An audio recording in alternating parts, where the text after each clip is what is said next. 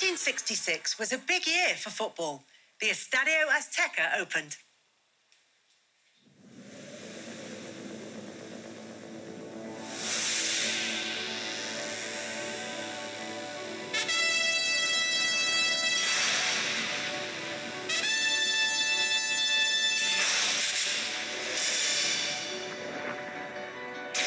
Welcome to a Mexico morning in the Aztec Stadium. The sun bright, the day still, the temperature already in the high 70s.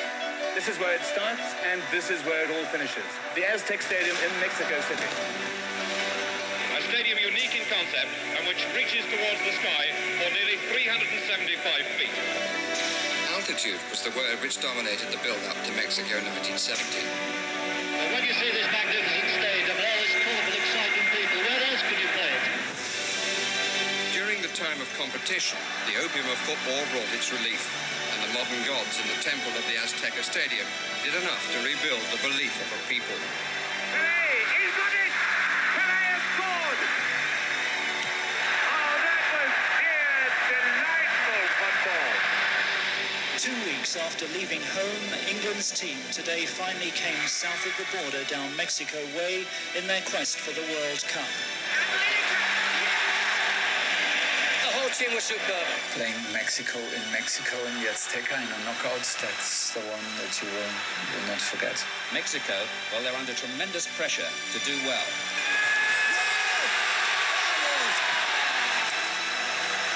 In Mexico 86, the long-held theory that one man doesn't make a team was stunningly and arrogantly dismissed by the captain of Argentina, Diego Armando Maradona.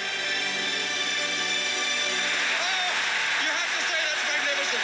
There is no debate about that goal. It's an iconic match in an iconic stadium. We're up for it.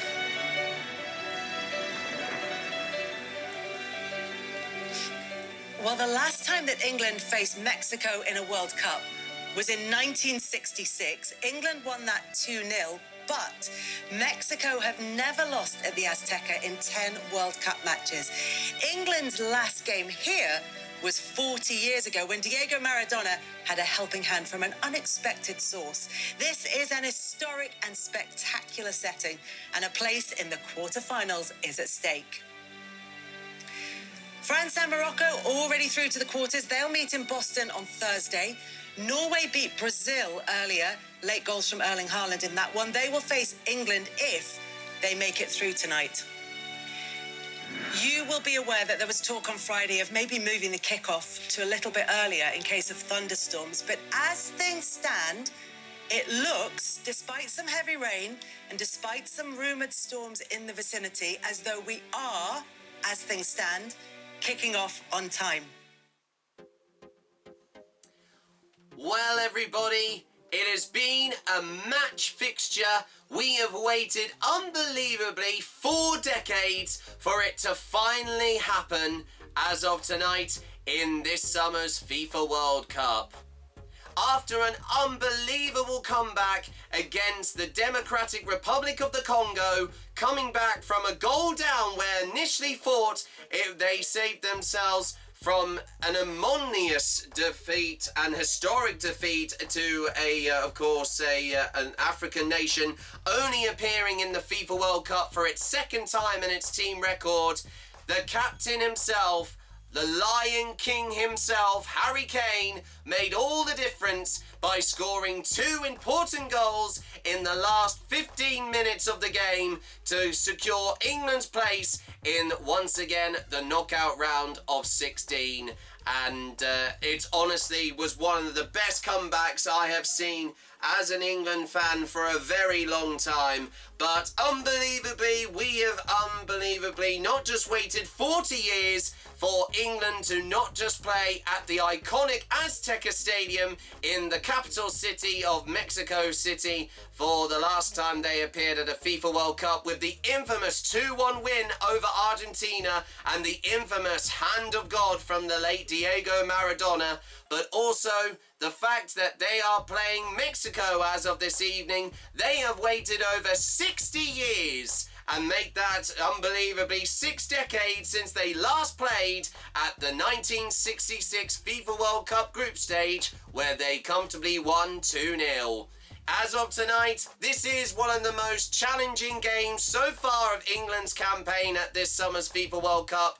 But if Thomas Tuchel can keep his nerve and also the whole team, all they need to do is hopefully have an all-important win over Mexico, and unbelievably, as it stands, they will go on to face Norway in the quarterfinals at the Miami Gardens and, of course, the Hard Rock, Stadium, Miami Stadium in Miami from, of course, the start of as we go into a new week and from the 11th of July. And, of course, with that quietly exuberant welcome, and with that being said, buenas noches and buenos dias, my friends, mi amigos. Well, of course, also as well, since you can't see me under this giant, of course, sombrero hat that I got from on holiday many years ago when I went to Mexico. Good evening, my friends, once again, and fellow England fans, and thank you once as always for staying up in, of course, the late hours as we approach unbelievably midnight here in the UK, and of course, more specifically here in England. Welcome to another edition of my World Cup football vlog series, once again, that being World Cup 26, the America's Dream. Once again, my name is Jack Wright, and welcome to the 7th episode, unbelievably, of this series. And as I mentioned right at the top of the programme, it is still blows my mind that we are still here doing this series. After what happened from just a few days ago, I honestly thought we would be having a quite inglorious, I think, defeat to a small African nation, the Democratic Republic of the Congo, where, of course, if you didn't know already, at the end of the last episode, I still have the flag of the country right here.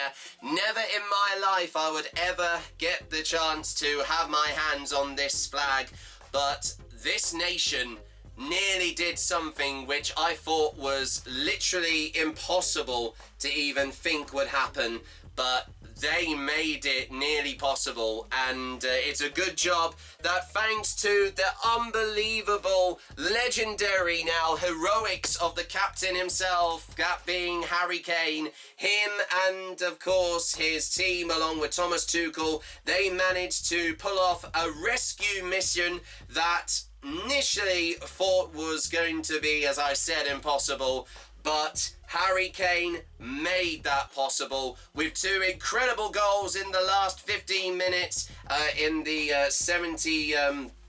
75th minute, and also a last one in the last 5 minutes of the game to secure the win, and a nerve-wracking, of course, 6 added minutes of stoppage time at the end of the second half was a real challenge, even though, of course, we do remember that, unfortunately, Jude Bellingham did get a yellow card for a scrappy challenge, and I think he also gave away a last-minute free kick to the Democratic Republic of the Congo, and thank goodness that, no offence to them there, of course, the chance from Whistle, one of the star players, missed that all-important free kick, meaning that they are now out of the tournament. And if you thought that was crazy, I've just come fresh from an unbelievable game that followed just a few hours ago from the MetLife Stadium in New York, of course, New Jersey, where unbelievably Norway, the European nation of Norway,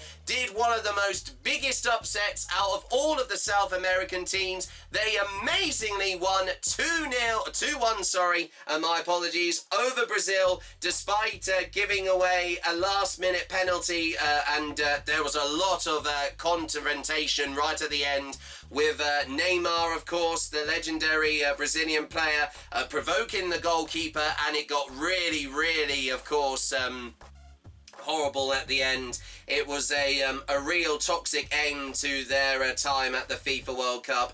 But thanks to Erling Haaland, who unbelievably has now equalled the all-time, with a, of course, record of goals of 7 so far, equalling Kylian Mbappe, who is currently in first at the moment, and Lionel Messi in second for Argentina. He is now in third place at the moment for the most goals of the tournament so far.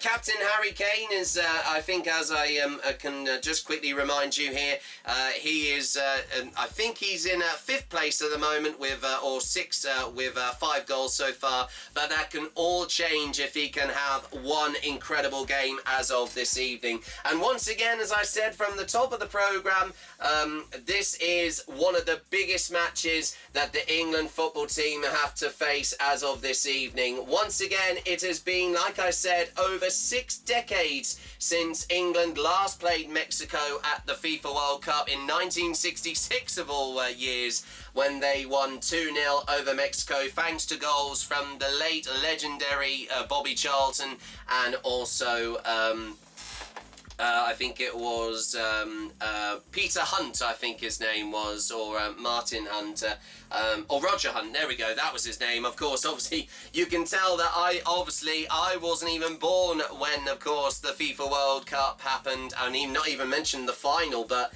it's nearly been almost 60 years since that famous World Cup final against West Germany. But as you know, Germany are, as I've said already, amazingly are out of the tournament due to a huge upset, losing to South American side of Paraguay. They also had a cagey match against France yesterday, with the Uzbekistani referee now being unbelievably suspended for doing poor officiating during the game. But a narrow 1-0 win thanks to a penalty from Kylian Mbappe secured, of course, a place in the quarterfinals for France there at the moment. And as it stands, which I know is a little bit, of course, a little bit unpredictable to say it, but if England can win over Mexico this evening, they will be facing Norway in the next round at the Hard Rock City Stadium, Miami City Stadium, in, of course, on the 11th of July, which unbelievably happens to fall also on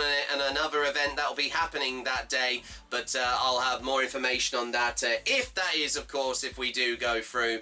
But I will be covering that also on my other series of Theatre Going Revival, of course, in a future episode later on this week. And not to mention also seeing Jesus Christ Superstar also at the London Palladium, starring the legendary Sam Ryder playing the role of Jesus. And that is going to be very exciting. It was a 2 gifts to go for tickets to go and see those shows.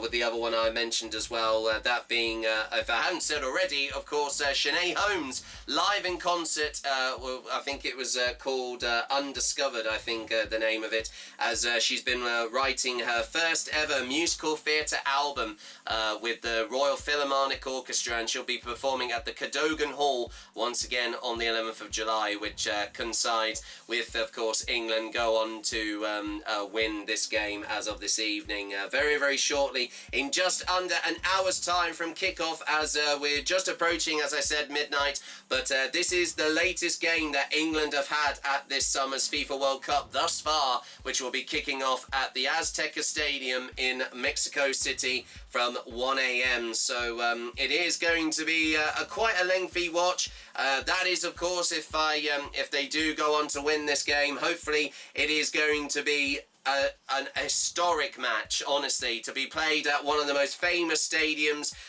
unbelievably 2,000 meters above sea level, so they are going to struggle with it. And also, a lot has been happening in the lead up to game. There's been lots of course, of defeatism, pessimism among the England fans, and also press as well. And it also hasn't helped that also a load of Mexico fans, rogue Mexico fans, may I add, they were setting off fireworks and playing music outside of England, the England football team's hotel, to distract them and to make them not feel as fit as they want to be as of ahead of tonight's match. climax fixture as of tomorrow morning as well, when it kicks off as well. But as it stands, it's promising stuff here from Tuchel, that he said that they will try absolutely anything to win this game. And as I've said before, with the win over Brazil for Norway, they tried exactly the same as that. The South American sides have a reputation of not taking losing lightly, and they will play in a thuggish way, and this is very reminiscent also of when England played Colombia at the 2018 FIFA World Cup knockout round of 16, when that infamously went down to penalties. But an all-important first ever time World Cup penalty shootout win for England, and if the worst case scenario were to happen as of this evening, England have been practicing their penalties, and they haven't had a penalty shootout since, I think, you have to go back to the quarter-finals of the last European Football Championships against Switzerland in Germany. So, and they scored all of their penalties. They won 5-3 over Switzerland and going through to the semi-final against Netherlands, with an all-important last-minute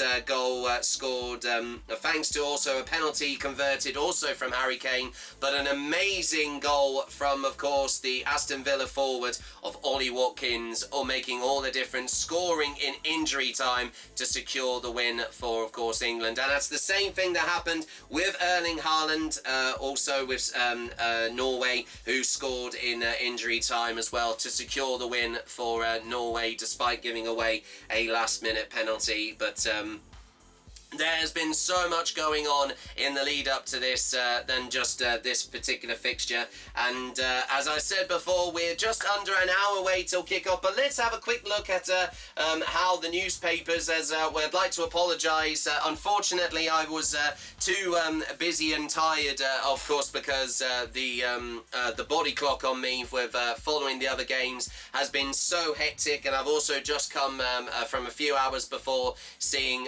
of course, a very eventful British Grand Prix as well, also as of today, as well as also Wimbledon happening in London as well for the tennis as well. And not to mention also, it was the final also of the Women's T20 World Cup, Cricket World Cup, with England over, I think it was Australia from what I remember, as of playing at home as well at Lord's.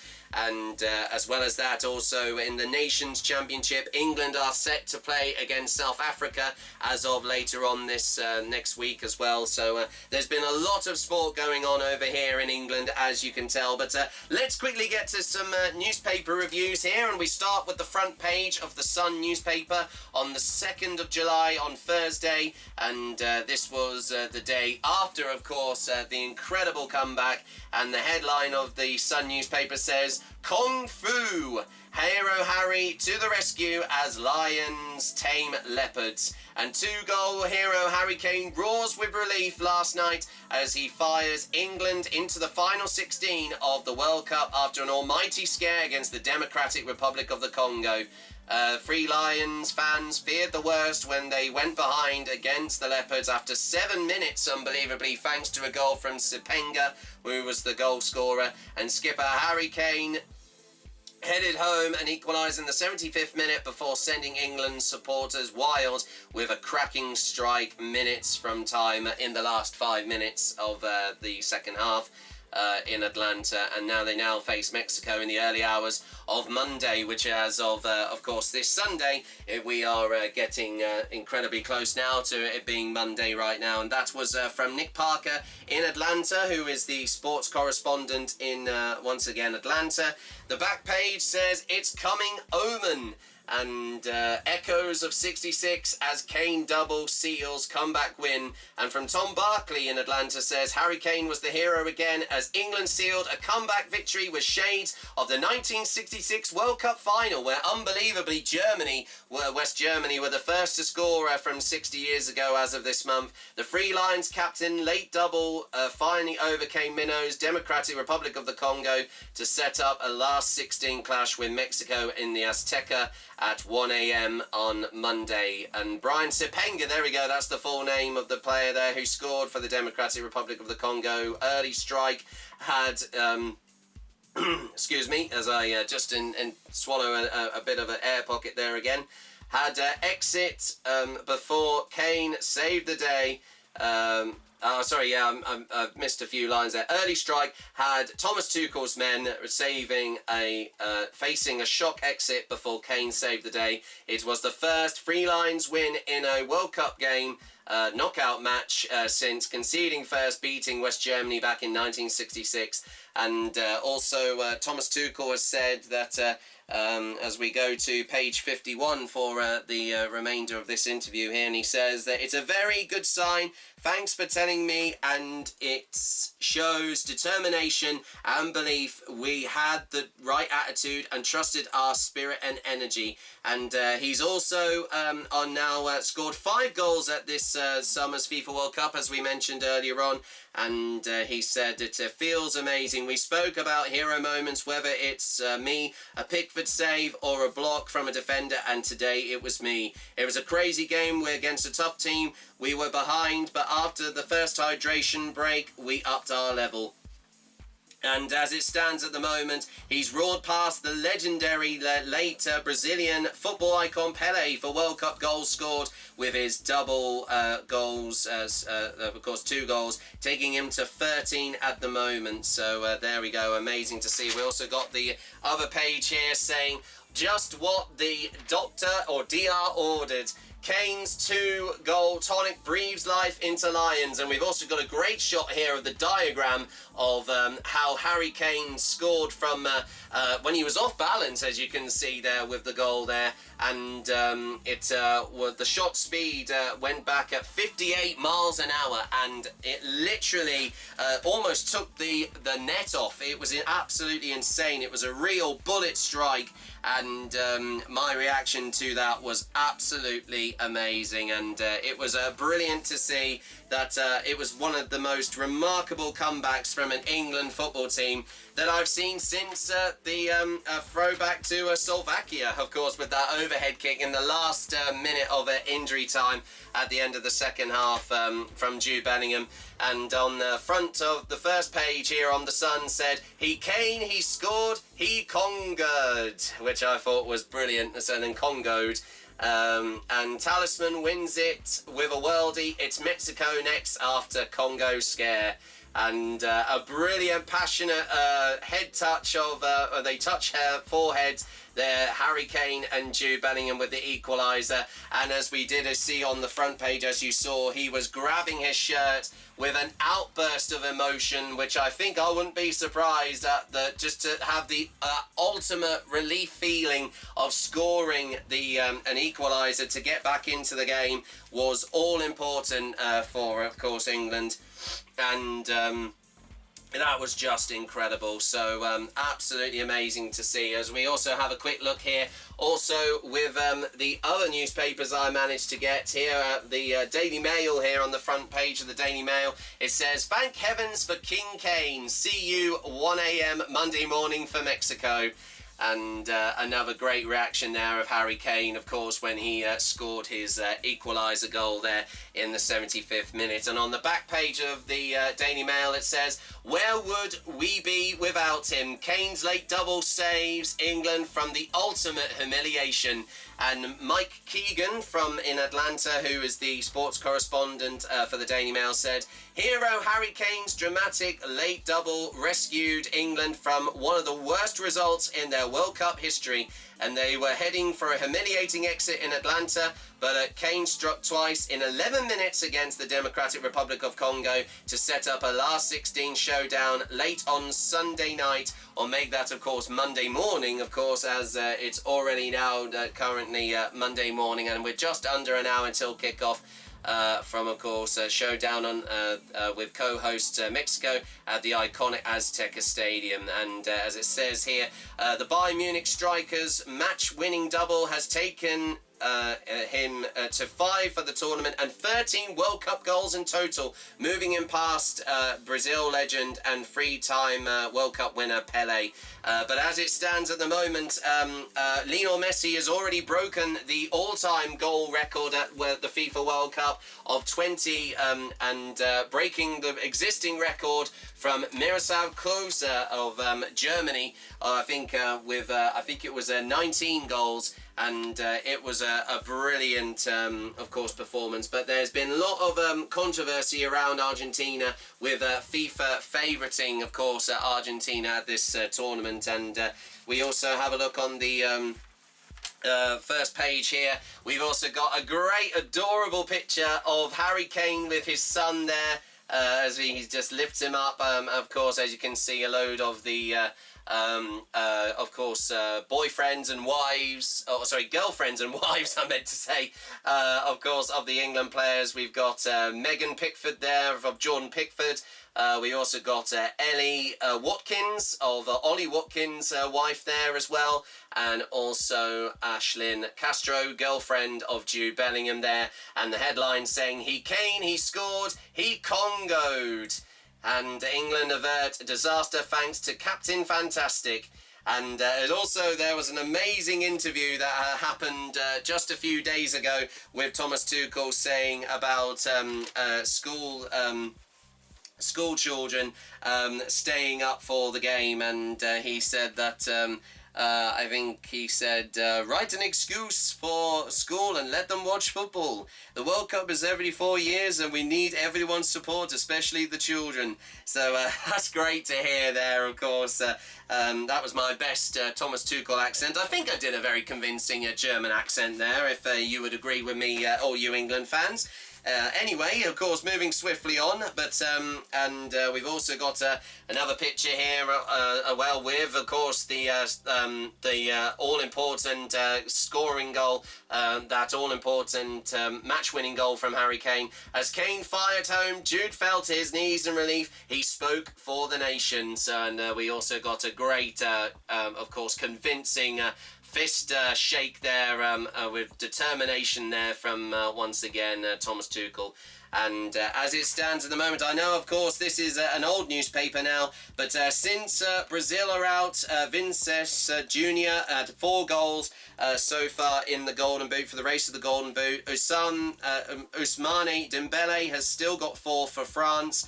But thanks to goals from, once I said, Lionel Messi, Kylian Mbappe and Erling Haaland, they're all tied with 7 goals as it stands. But that could easily change as we go to this fixture as well. And last of all, we have a quick look also at the Daily Star newspaper, with the front page headline saying, Harry Houdini, England's great escape, but it's touch and go, like it's based on touch and go. With Jerry out Lawton, of course, I think that's a pun on Lawton there. I think like outlaw, like if it were he was a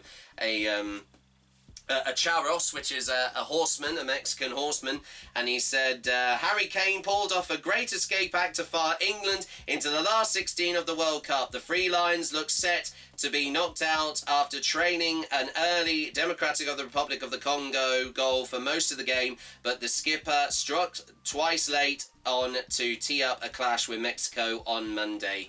And we also got a very, of course, cheeky picture there of Kim Kardashian, of course, on the first page, but we'll avoid showing you that for any of you children watching. But the front headline page here on page 4 of the Daily Star says, Harry's magic touch. Kane fires 3 Lions to the last 16. And we got some great reactions of some England fans here, and once again the reaction of Harry Kane pulling his shirt. We also forgot to mention as well, he also kissed the badge on his shirt as well, as how much it meant to play for his country as captain. And he is definitely the next Bobby Moore here. I mean, we're having echoes of having a comeback like that against a small opponent like the Democratic Republic of the Congo. And it's amazing. We also got this great, powerful image with his arms up here, with the back headline of the Daily Star saying, "Armband of God, Captain Fantastic Kane sets up Azteca return."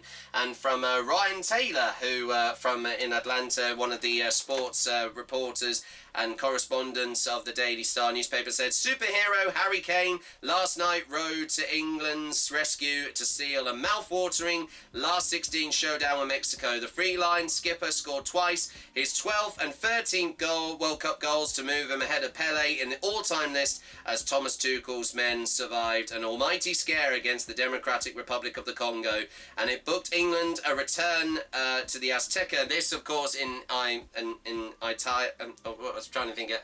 italic there, I was going to say the italic font, and also put up in bold. It booked England a return to the Azteca Stadium for the first time since being cheated by Diego Maradona's Hand of God goal in 1986. And it has more about Harry Kane being interviewed there, but the keeper made some unbelievable saves. But keep going, and as we turn to page 47 for the remainder of that interview there, and it says also, and moments will come. We spoke about people having hero moments, and it can be anyone, and it was me today. You have to stay patient in these games. The last couple of games were very similar. The pressure is higher, but it's about being ourselves. So, and of course, we did see an amazing post-match huddle of him celebrating the win, of course, as with the fans, as they celebrated with a great famous rendition of the famous Oasis classic Wonderwall, which has become England's swan song and anthem for their campaign at the FIFA World Cup as of this year. And it's amazing to see that he, of course, got to witness that alongside Jude Bellingham, who, of course, has got a bit of a soft spot for also how much it means for him to play for England as well. And but that is amazing to see with, of course, those reactions. And I think if we can also quickly show here, I think there's also another reaction here as well on this back page. Yeah, I was going to say I forgot to show the headline, but it does say, as happy as Harry there, and Kane at double to get 3 Lions out of hole to set up Mexico clash. So amazing to see those headlines there from covering such a remarkable and historical comeback for England. But as of tonight, this is very different. As I've said before, it is against an opponent that has been yet to have been beaten at the FIFA World Cup so far as of this year. And also just to quickly remind you that at the Azteca Stadium, which is a home stadium, this is where, of course, Mexico comfortably won 2-0 over South Africa right at the beginning of the tournament. And they've only lost 2 teams. They've only lost 2 games at the Azteca Stadium. But as it stands here, that with the teams that they have beaten at this stadium, according to BetMGM here, UK here on X, the countries are Czechia, Ecuador, as I mentioned, South Africa, Honduras 3 times, El Salvador, the United States of America 3 times against Panama, Jamaica, Guatemala, Scotland and Costa Rica. So very interesting to see that. And also just to quickly remind you, ignominious, that was the word I was looking for, and I didn't even know what that meant. It describes an action, event or behaviour that causes public disgrace, shame or deep humiliation, and that of course was something that England narrowly avoided as of just from earlier on, as of last week now. So but once again to remind you so far how England have with Mexico at this FIFA World Cup, we can quickly remind you, unbelievably, there has also been a problem with England's game against Mexico. Could be delayed due to extreme weather or inclement weather warnings here with thunderstorms, because there was initially a plan to reschedule the game for a lot more earlier, but since at the time of when the match would kick off, with plane travel of travelling fans of England and Mexico going to the stadium, they wouldn't get there in time, so it had to be rescheduled back after Gino Infantino did suggest that.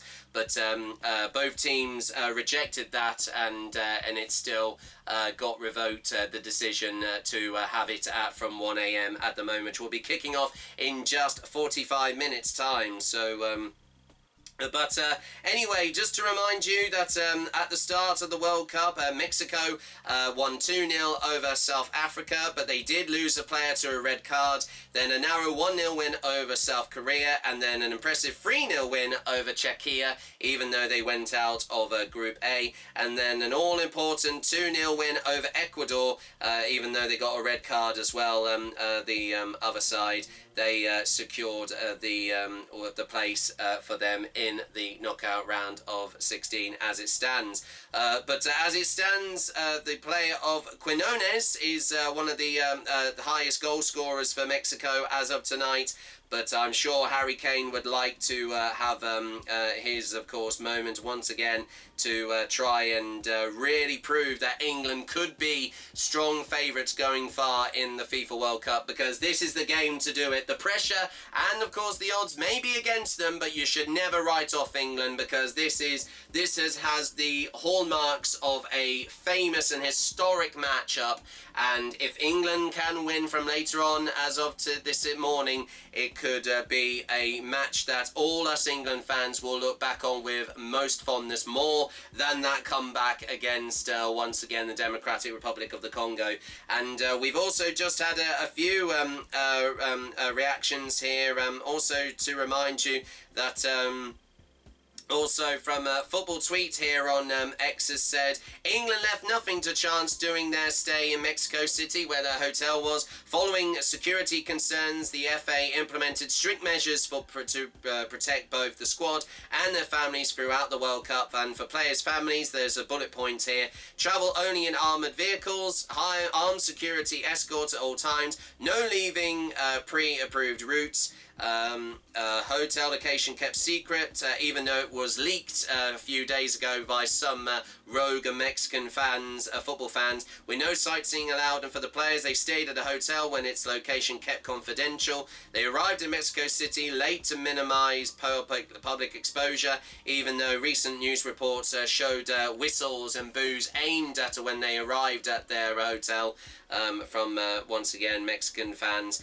And they were protected by a major security operation involving the Mexican Army, National Guard and police, and strictly controlled access to prevent incidents or large crowds. And also, as well, we've got another comment here from Dougie Critchley, who is a reporter for Sky Sports Football, and he says, I do think we're getting carried away with Mexico. They've improved massively as the tournament has gone on, and it's definitely a real test. But it's the last 16 of a World Cup. England were generally incredibly lucky with their draws under Southgate, but playing aside of Mexico at this stage was the norm for years. Why can't a side stacked with talent that reached finals of major tournaments go and impose themselves in this atmosphere? ? England haven't played particularly well, but there are no prizes for being easy on the eye, and it's all about getting to this stage, and we have two of the best players in the world in fantastic form. Coverage feels weirdly defeatist, and I absolutely agree with that as well. And also here from England Extra here as well has said, Mexico versus England is a match that is going to be talked about for decades, whatever happens. So please win with two hands put together like for praying. Come on England, with 3 England flags there on part of it as well. And we've also got another one here, and apologies for some bad language on this one, from Queen Natalie here, who is a Norfolk-born Lionesses England football fan and a proud mother. She and a nationalist, surprisingly, when it comes to politics. France, the so-called greatest team in the world, went 1-0 up against Paraguay to scrape through. Yet we gave England loads of shit when we played as well as or better than most of the so-called greats. This World Cup is anyone's, which is absolutely right, especially with that all-important win for Norway. And also, of course, winning over Brazil there from just as of yesterday evening. Henry Winter, once again, one of the football journalists for the Football Boardroom and Sunday Edition TalkSport, said, talking about Thomas Tuchel here, he admits the altitude of Mexico City is an issue and they feel it. I felt a slight headache, didn't sleep well. as well, but nothing I can't handle. The players felt it in the first minute of training, and the longer it went on, they adapted. It's not coincidence that Mexico starts matches here on the front foot. The first 15 minutes will be the toughest for us. And Jordan Henderson, also one of the England subs here and former vice-captain, said, I felt it in the first 10 minutes, but once training got going, I just concentrated on training. So that's good to hear as well. There's also been controversy as well because of rising concerns of also with wrongful decisions made in with, of course, the nation of Argentina, with also Gianni Infantino, the president of FIFA, saying that, and according to Common W from Portugal, has said, it's time we football fans demand resignation of the FIFA president for being incompetent of the wrongful decisions made in favour of Argentina. Hashtag resign Infantino. Cape Verde won our hearts, but they were wrongly eliminated due to dodgy referee decisions. This is all over World Cup 2022. We didn't do anything back then, but now we must demand president's resignation. Join the movement. So very interesting to hear that it has not been forgotten about even 4 years on. And we've also got another one here from United BRXY, are known as B here also. Mexicans are undermining how well our players handle pressure. This is a very different England team. I'm not too worried since everyone expects us to lose. So that's another one there as well. And also we've had another one here from Football Tweet as of yesterday. Altitude, Azteca, thunderstorms, spying, fireworks, blah blah. It's Mexico who should be worried. We've got Kane, we've got Bellingham, Rice, Saka, Rashford, we've got Tuchel.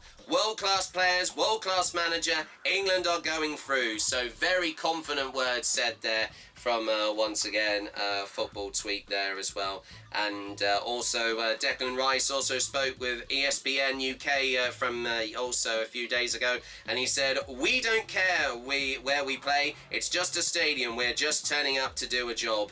And yeah, we've got a few other comments here as well. Also, here's Owen, known as Ol PAFC, who once again is 22 years old and supports the team of Argyle.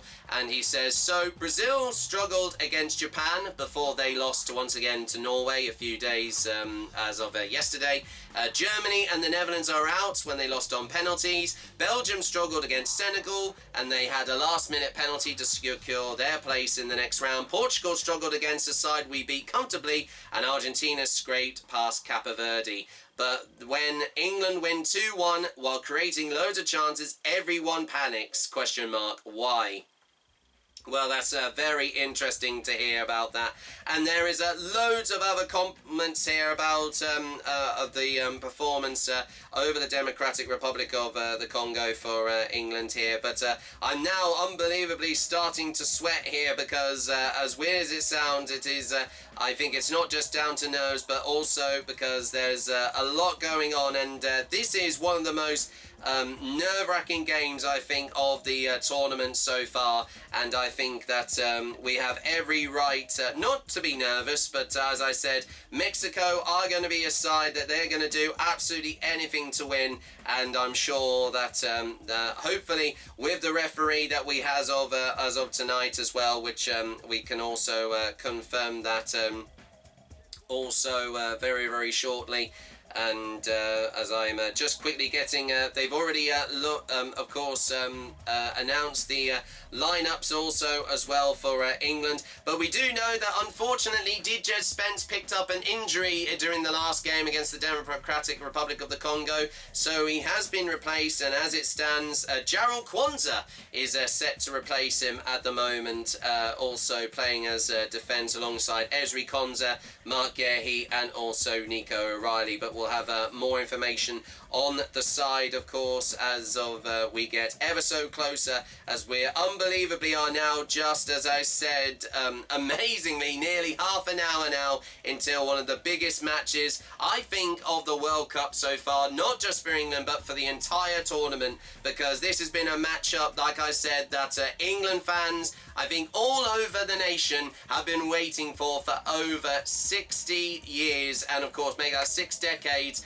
and it's been 40 years since they last played at the Azteca Stadium, one of the most successful and one of the most biggest stadiums in the world of world football for of course for a FIFA World Cup. And also, just to quickly remind you that the capacity of the stadium is 80,824.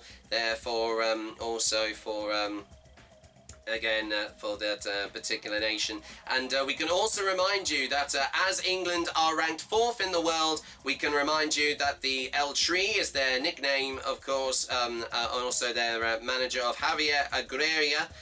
With also Edison Alvarez, the captain.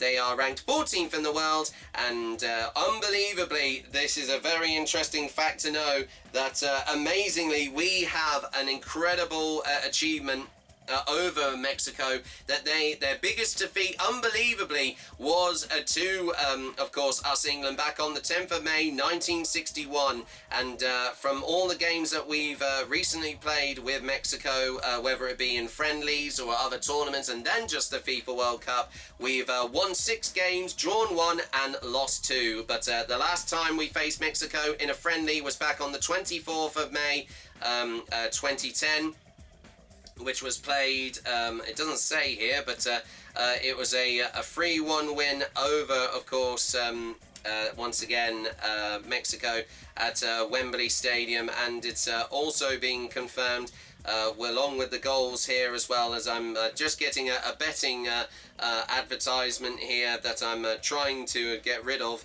It's a bit frustrating here, courtesy here of 11verse11.com, and the goals were scored once again by, as it does, I'm just trying to find here as well, from Ledley King, Peter Crouch and Glenn Johnson there, so with Fabio Capello, the Italian manager, who wasn't one of the best foreign managers for England to have all those years ago, but that's a completely different story anyway. So, but anyway, with that being said, I'm off to get a quick shower, but I will keep this England kit on. It is the current England football side, and of course home kit along with the away shorts, but these were worn at the last game against not just Democratic Republic of Congo. They were worn in white, but these were worn as part of a new edition during the Panama game when they won 2-0 at New Jersey in New York.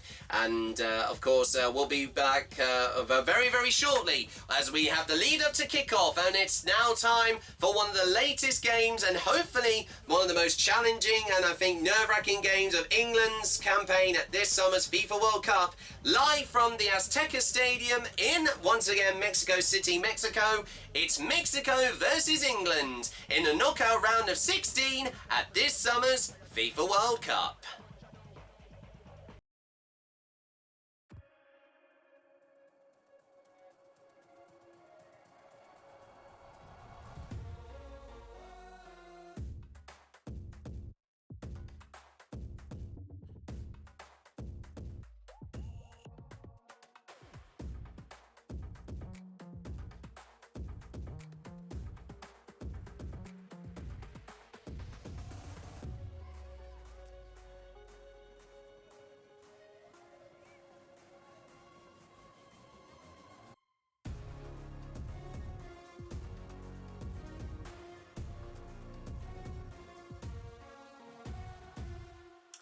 Well, I think that was the quickest shower I've had all tournament long, and with that being said, unbelievably, if you might be wondering why the match hasn't kicked off, we can give you an actual update. The reason why is because, unbelievably, due to a lot of heavy rain that had been falling at the Estadio Azteca in once again Mexico City in Mexico. That meant as that England and the Mexico and England game has been delayed by a whole hour and now will kick off in just under half an hour's time from 2 a.m. But that means, of course, currently with the conditions at the moment, it's 19 degrees and it's currently raining.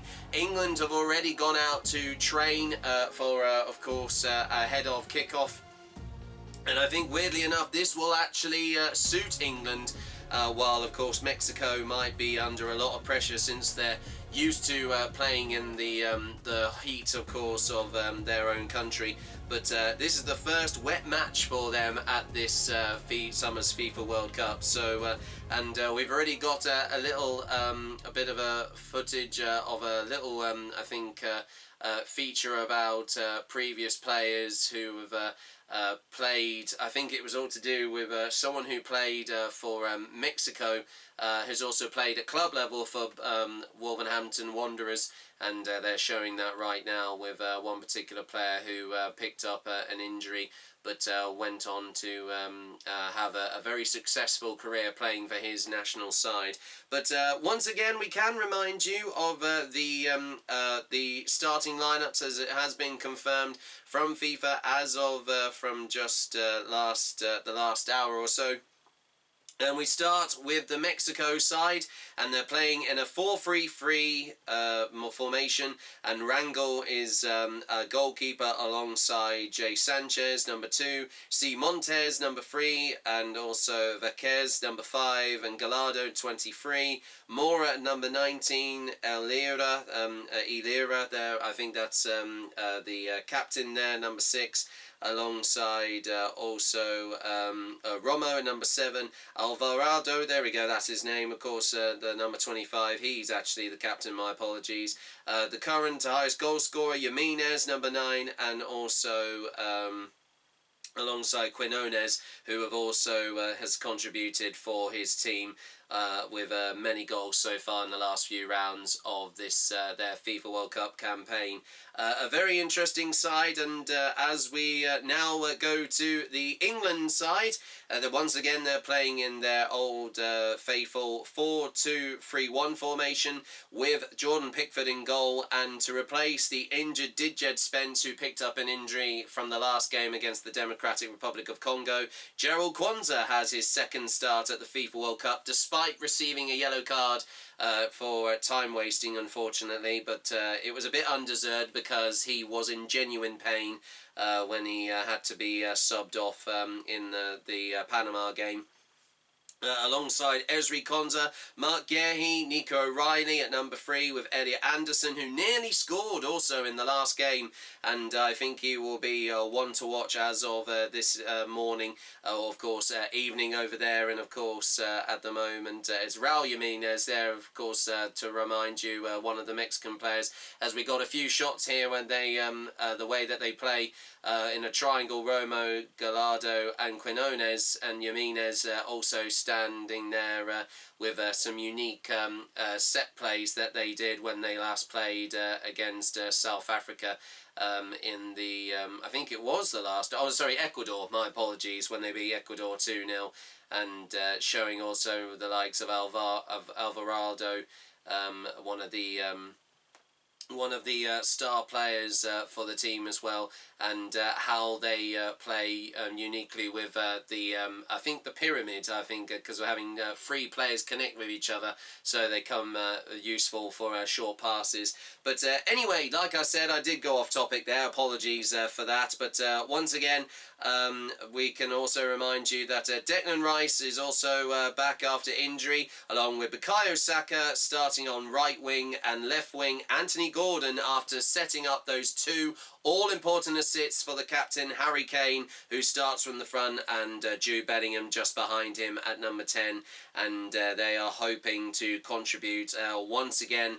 Of course, once again, Anthony Gordon contributed in a huge way to those all-important comeback goals for the captain Harry Kane, and as it stands, unbelievably, it is the 118th cap for for Harry Kane at this summer's FIFA World Cup, and hopefully by the if they can continue going into the quarter-final, and then if they manage to at least progress all the way to the semi-final, he will equal the second all-time record of appearances for an England player, and he will level with Wayne Rooney's record of 120 caps. So obviously he's still way out to break the all-time first record of 125 appearances from Peter Shilton, one of the England goalkeepers who last played at the FIFA World Cup back in 1990 from 36 years ago.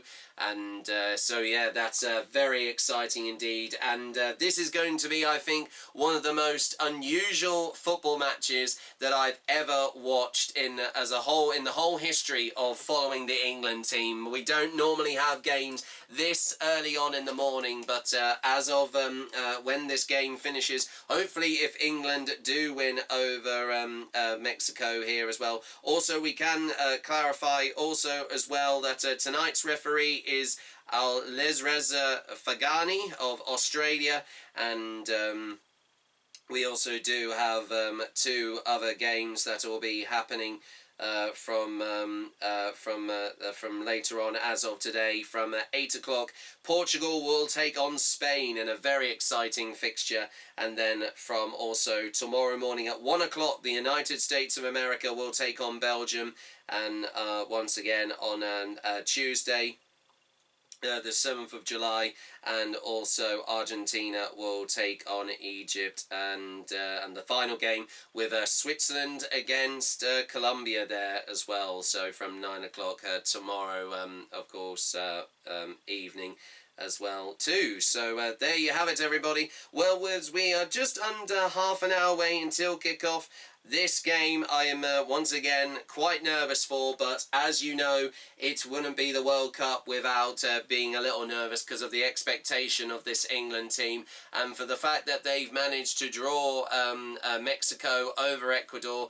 Might seem a bit of a challenge once again for England, but they are a more stronger side, and they've ranked once again 4th in the world to Mexico's 11, and they have every hopeful chance to do something against this Mexico side. And once again, they haven't beaten Mexico at the Azteca Stadium, of course, since that fateful day 40 years ago in the 1986 with the infamous 2-1 win, the controversial hand of God from the late Diego Maradona of Argentina.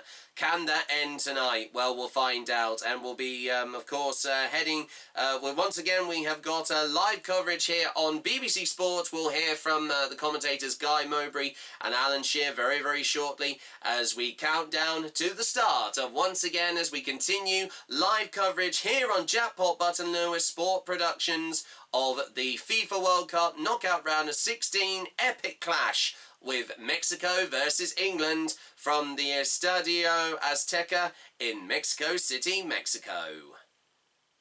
Mexico fans are out in force in the Azteca. There is a significant pocket of England fans in there, but this is the atmosphere they're going to be facing. It's Mexico on home soil for a place in the quarterfinals of the World Cup. How do England win it?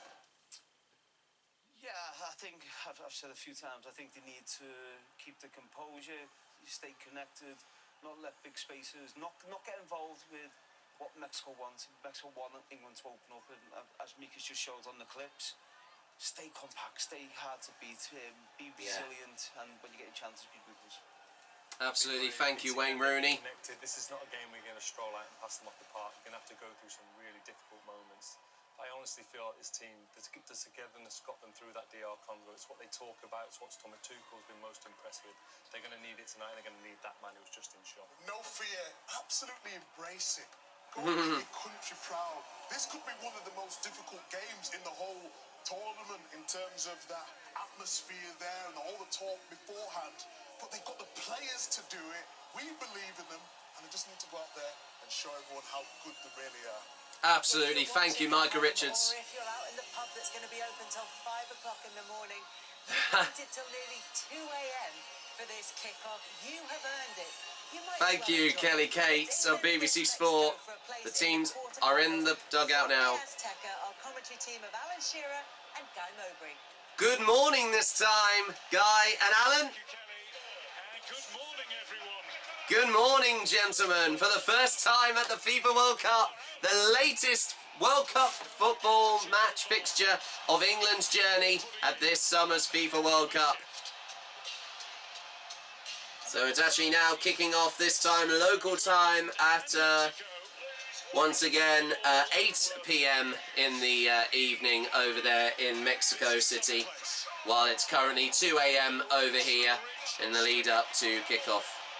Here come both Mexico and England, the first time playing at the FIFA World Cup together in a knockout match since the group stage back 60 years ago, back in 1966, played at the old Wembley Stadium. What an incredible fixture this is going to be. That featured a kick-off delayed by an hour due to electrical storms as well. Mad, absolutely mad. That's the first time we've had thunderstorms over in Mexico City as of this tournament. Most of the games in Mexico have been mostly dry until now here because of the high humidity levels. England stand by. There's a shot of Captain Harry Kane. They're wearing their white jackets as we stand by for the national anthems. First of all, I'm sure might be, since it's their home game, will be Mexico.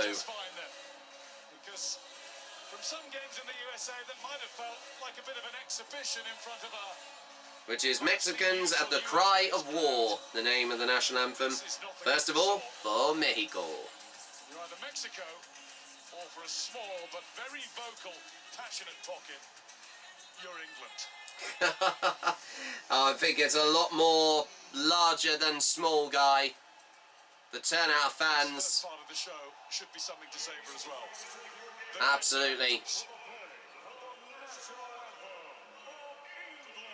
Come on, sing it proudly, lads! Disgraceful boos from Mexico, and I don't blame them. Block it out, lads!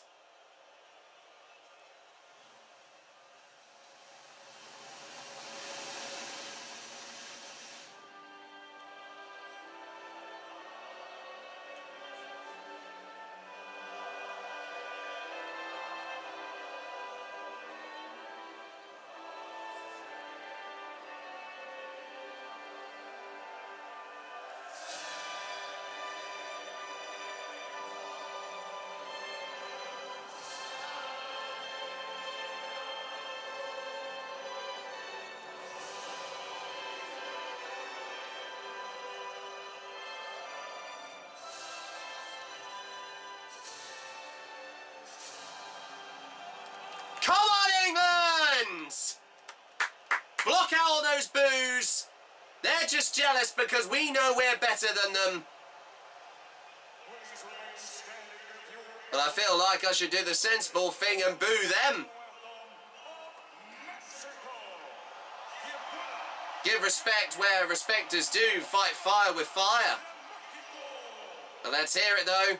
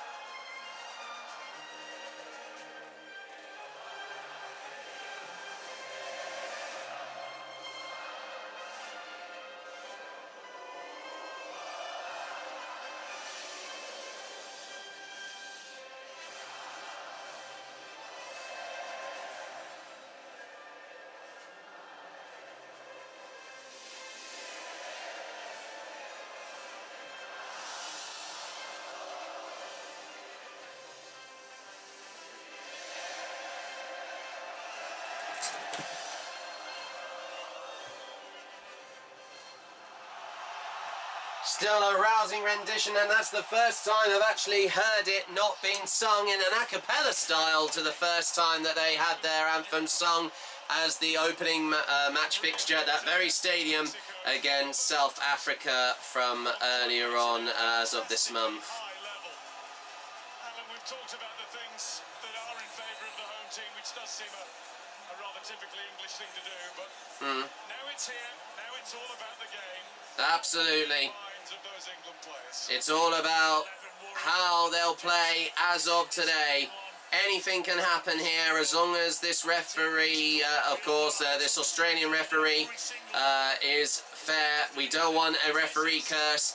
That's what took us out of this tournament 4 years ago against France, and it was a Brazilian referee more specifically here. If we can somehow win tonight, we will equal that best result. So the last time from 4 years ago in Qatar. So they're absolutely, as they stand by to kneel down the front for a photo here, proudly wearing the home kit along with the away shorts here in navy. Interesting, so he actually was born in Iran, but he is originated from Australia. So I think a majority of the refereeing officials are also going to be from Australia here.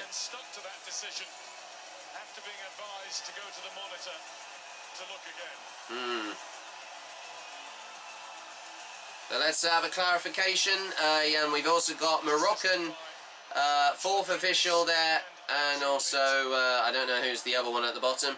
But also in the VAR room tonight's VAR officials is Nicolas Gallo of Colombia with Juan Lara of Chile and Juan Soto of Venezuela. So there we go. So quite a lot of Latin American officials there. I'm sure they might be savouring Mexico, but as long as they can play a little bit more, hopefully it won't be as one-sided to England. But let's hope it won't be the worst case scenario for England. Once again, Mexico are now have changed their formation to a 4-1-2-3 formation. No yellow cards as of yet for the team.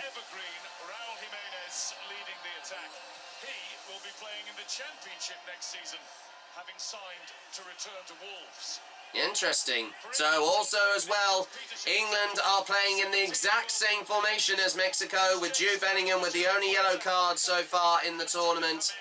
But Gerald Kwanzaa in for the injured DJ Spence. And Anthony Gordon there with Jude Bellingham, Bukayo Saka, and our captain fantastic, Harry Kane. Let's hope he has a good evening and a good match tonight. He still needs 2 goals to equal the all-time record, or the top goals scored, currently held by Kylian Mbappe with 7 at the moment in this tournament. Oh, it does sound. You can literally hear it from here as well.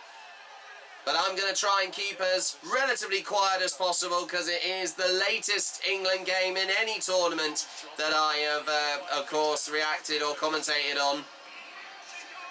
So, Mexico are going to kick off here as we have the countdown for a place against Norway in the quarter-finals. Mexico versus England here from the Estadio Azteca in Mexico City. But live here on JackpotButtonLewis Sport Productions here, and of course, courtesy of ITV Sport on BBC Sport. As the music is here, but England are going to kick off here. My apologies.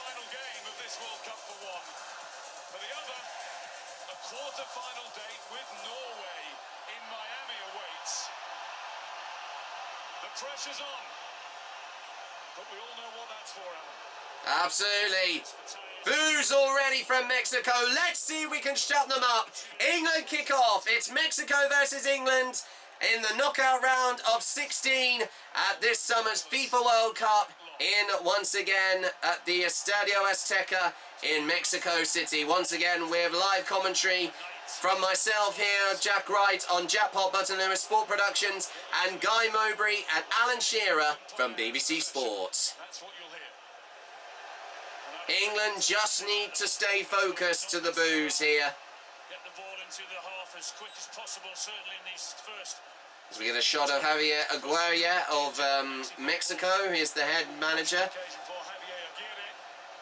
And it's an early throw into Mexico already. Once again, to remind you, Mexico are wearing green, while and they're already down on the ground already. And a yellow card, come on! For Declan Rice, oh, God's sake. 1 minute into the match. How on earth was that a yellow card? He's got every right to go for it. Oh my goodness me. We just need to be very careful here. Because also the player is down on the ground, and that is, I think, the quickest yellow card that we've had for an England football team. It is frustrating. Thomas Tuchel is appealing to the fourth official. He is not happy at all and have every right to be. Just caught his lips saying 1 minute. It is a dangerous one though, Guy. But I was going to say that looked like the boot was near the face, so that could have been argued, but as frustrating as it is, I think that was a good decision from the Australian referee. You'll have to proceed with caution now, because worst case scenario, we certainly do not want to have one of our England players be sent off for a red card. England, unbelievably, have played well in the last few games to this point, as well as with Jude Bellingham receiving a yellow card in the last game against the Democratic Republic of Congo. But I don't know which team are currently leading in the fair play award at the moment. Quick passes here from Mexico. And now they're on the ball. An early chance on goal, but blocked. Still they retrieve possession, Mexico. Great defending. England have learned from this from their last game, and that's good to know. There is no way they want to give away an early goal here. That is not an option at all. Cesar Montes. There's the sound that you'll hear with every successful Mexico pass. Yeah, well, I didn't know that's a tradition that they do with the national team. If only England could do the same. Great tackle there from Nico O'Reilly. Oh, but that was a very scrappy challenge with Anthony Gordon, and it is a free kick. Just restore a little bit of calm. Yeah, that's exactly what Anthony Gordon was doing. Was hoping that the contact comes in. He just turns his... Nice. He drew the foul, and Jordan Pickford will take the free kick here, even though, of course, he is the goalkeeper.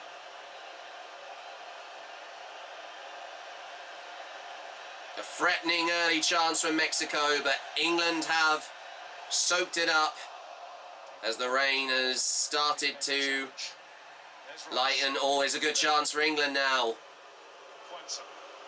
Ball to Bukayo Saka. No, that just went off. Unlucky. That was a good run there, but it's a throw into Mexico. Any other game, Pickford tries to play out, tries to pass out. But as I mentioned, no nonsense. Why do that when you know what Mexico want to do? They want to put pressure on you in those situations. Old school English football here. Well, it feels like it. It's almost like they're playing almost like from 60 years ago, where the game was a completely different game when they won 2-0 at the old Wembley Stadium. But this is a lot more quicker, of course, pace-wise, than to all those decades ago. For some time. This is the first time since they were last hosts in 1986. 40 years ago, as of this year, Guy. They've been dumped out in the last 16. This time, of course, they've come through an extra round to get to this stage. And Kane and Bellingham both went to press there, and they were looking for a bit of backup from the midfielders, but it wasn't there. No. They're still trying to find a pass here. They haven't had a shot on goal as of yet, as we have already surpassed the first 5 minutes First of all, it's Montes. here at the Azteca Stadium. Montes in, that's... Oh, that's a good pass. That could be dangerous. Well intercepted there from Jude Bellingham. Oh my God, they had 3 players to stop him. Oh, come on! Get up! Just avoid a first flashpoint. And I was going to say, the referee is, wow, the Australian referee is not tolerating this behaviour from Mexico here.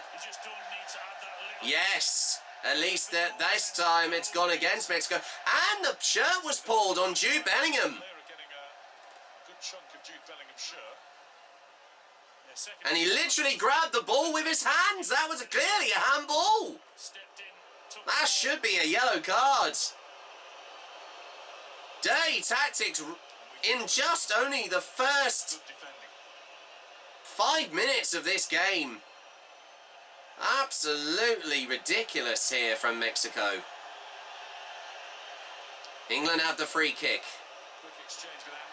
Another good challenge, and it's gone against Mexico again. Another free kick for England. Seems very deliberate from England. Yeah, it's not a bad thing. No. They're going to need it here.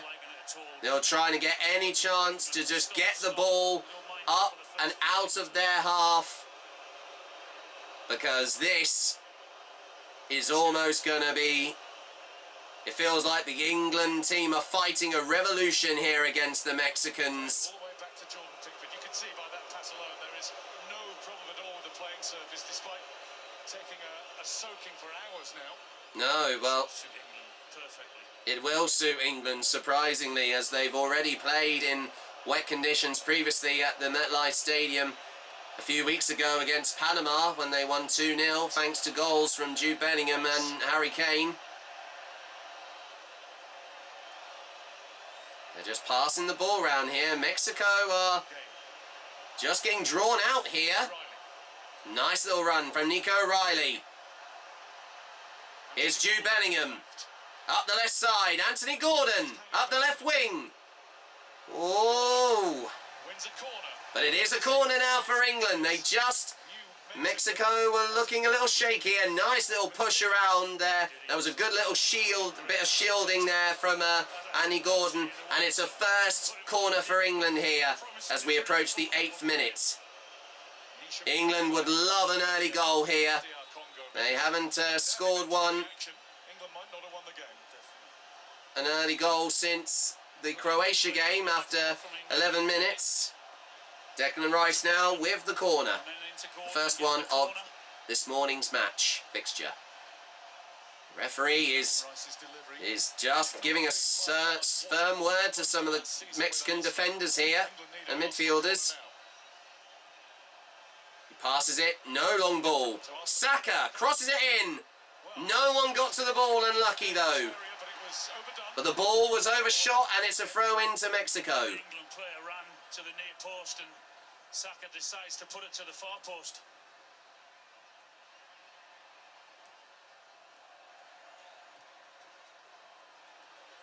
Here's Anderson. Like with any, of course, major tournament, we've already had a bit of end-to-end action already.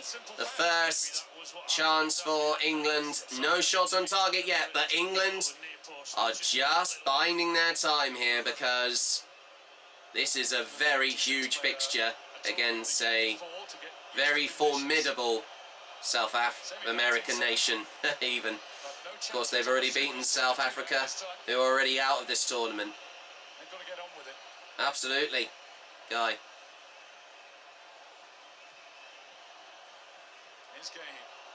Gehi to O'Reilly.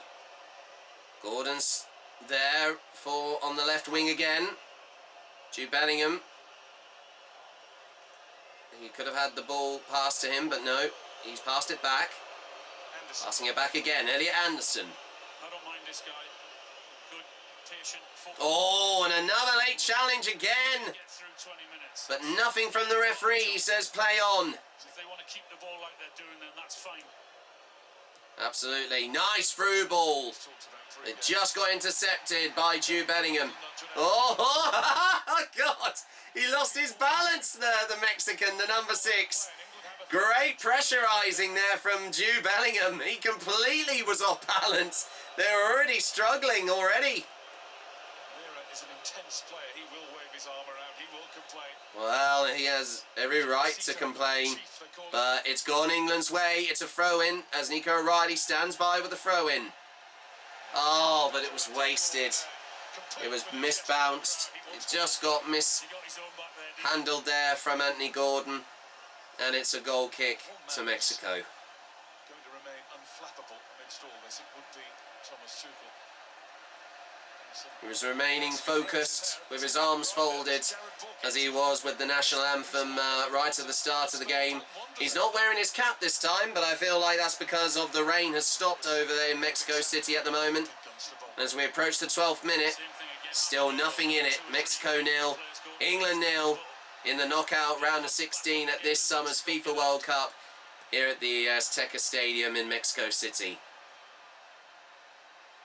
Mexico now have a chance here, but it just gets picked up easily from Nico O'Reilly. The ball gets stolen though from Mexico again.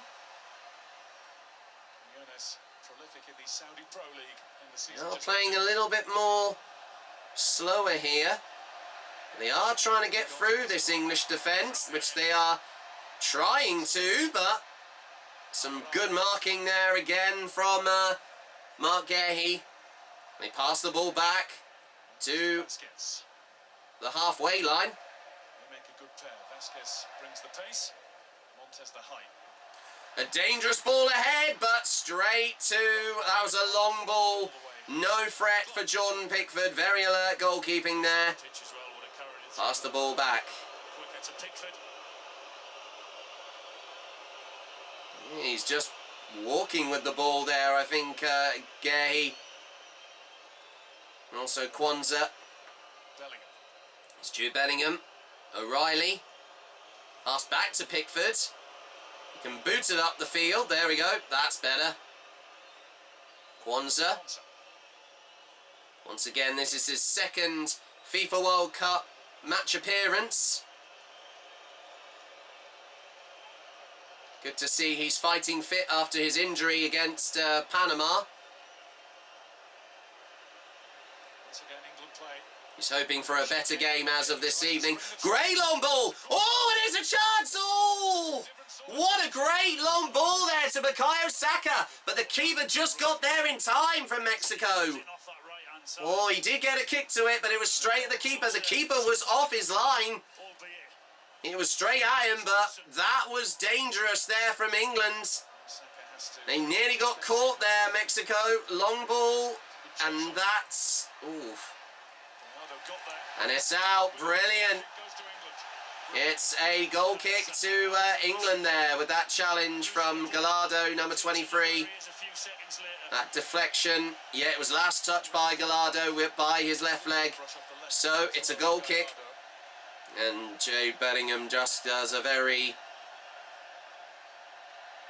positive nod of the head, like that was some good play there. As Pickford has passed the ball back to Gerald Kwanzaa.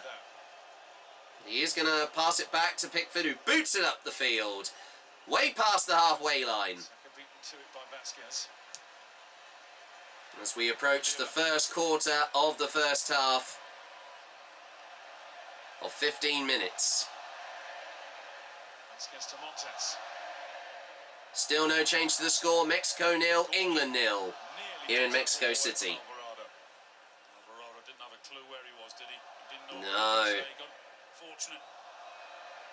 They're starting to try everything they can, Mexico, but England are definitely frustrating them at the moment, which is a good thing. This is a new England side that have really started to understand the way Mexico play. Dangerous ball! Oh, what a header, diving header, but a brilliant save from Jordan Pickford, from Raul Jimenez there. That was a brilliant save, a one-handed save from Jordan Pickford. That was definitely the hand of Jord right there now. And now it's the first corner for Mexico in this half of this morning's match. Of this evening's fixture over in Mexico City, just to remind you, since they are 4 or 5 hours behind us ahead of us. Another chance, straight at the... Oof. And he took the hit there, Jude Bellingham. He went down to the ground, but he did an all-important clearing header. They get another spare ball, and it's another corner to Mexico. They're still trying to find something here. A very heavily defended England box there. Well headed out from the captain, Harry Kane.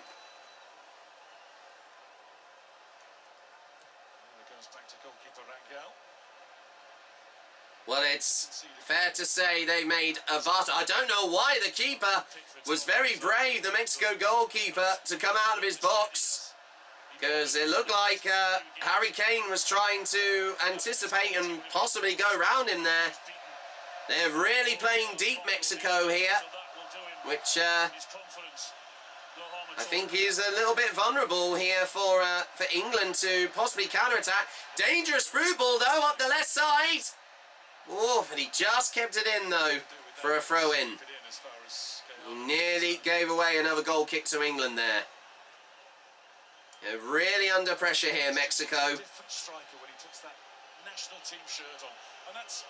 And it's definitely clarified that England are not going to be conceding an early goal in the first 10 minutes as we approach the 17th minute. Good throw in there. Great tackle there. Gerald Kwanzaa. And he's been took out. Vantage to it. Oh, come on, ref. But there we go. Bukayo's another late challenge there on Bukayo Saka. Kwanzaa's appealing, saying that you got pulled from behind on the shoulder. Absolutely. Yeah, I think you have the Mexican fans, obviously, as obstinate as they are, they're just feeling that way. Another great replay there of that strong left-handed save, one-handed save from Pickford. Brilliant there from Jordan Pickford. Another long ball there, back, headed out from Jordan Pickford. No, of course it weren't headed by Jordan Pickford, it was one of the Mexican midfielders, but from the goal kick that was previously kicked by Pickford there, just to clarify.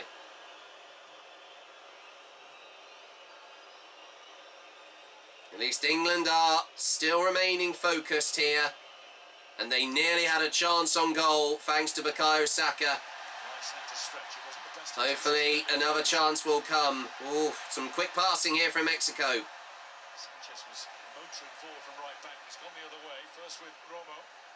The left side this time. Marking him there, England here. Trying to go for a through ball, that was dangerous. Oh, but it was blocked. Brilliant defending there from Declan Rice.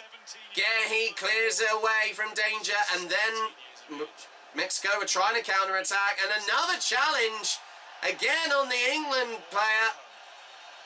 But yes, whoa, I don't know what Mexico are doing. Wow, and Montez here, the referee, the Australian referee is not having it here. Montez number 3 here.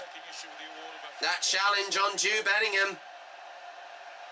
It's only going to be a matter of time before one of these Mexican players is going to get their name in the handbook with a yellow card. The discipline of the Mexicans has gone out the window, and we're not even at the halfway mark of the first half yet. Part of the job done for England. We said keep them out for 20 minutes. Yeah, I was going to say that was the goal, and we're about to approach the 20th minute.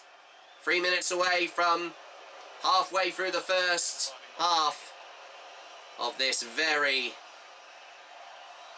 nerve-wracking FIFA World Cup knockout round of 16 fixture. Here's a good run here from Anthony Gordon up the left wing. Crossed, but blocked again desperately from Lira there, one of the Mexican midfielders. And it's another corner for England here. That was a good... Oh, that was nearly a nutmeg there. But Lira's legs just did enough to clear the ball away.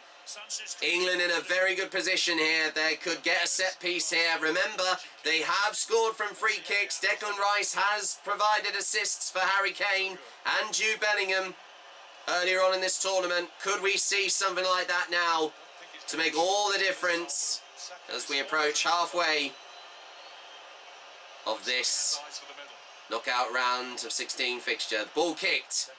Heads! But it looked like, I think it was headed out from Mexico again. Didn't clear Mark Gay by much. No. He nearly had it there. And I think England will have the throw-in. Mexico are trying everything. Mexico continues to boom With around the there. chanting again from the Mexican fans. O'Reilly with the long ball throw. It actually just wandered away. Oh, and again, God's sake, another wasted throw that just gets shielded by Mexico, and Thomas Tuchel is not happy. How frustrated he is as well. Entirely Another wasted opportunity there for Nico O'Reilly. They can't do too many of them, of course, mistakes. Once again, no mistakes are needed at this time in the FIFA World Cup tournament. But a good ball straight back to England here. Great recovery. Jude Bellingham. Good tackle though on Bellingham. And again on the ball. Alvarado.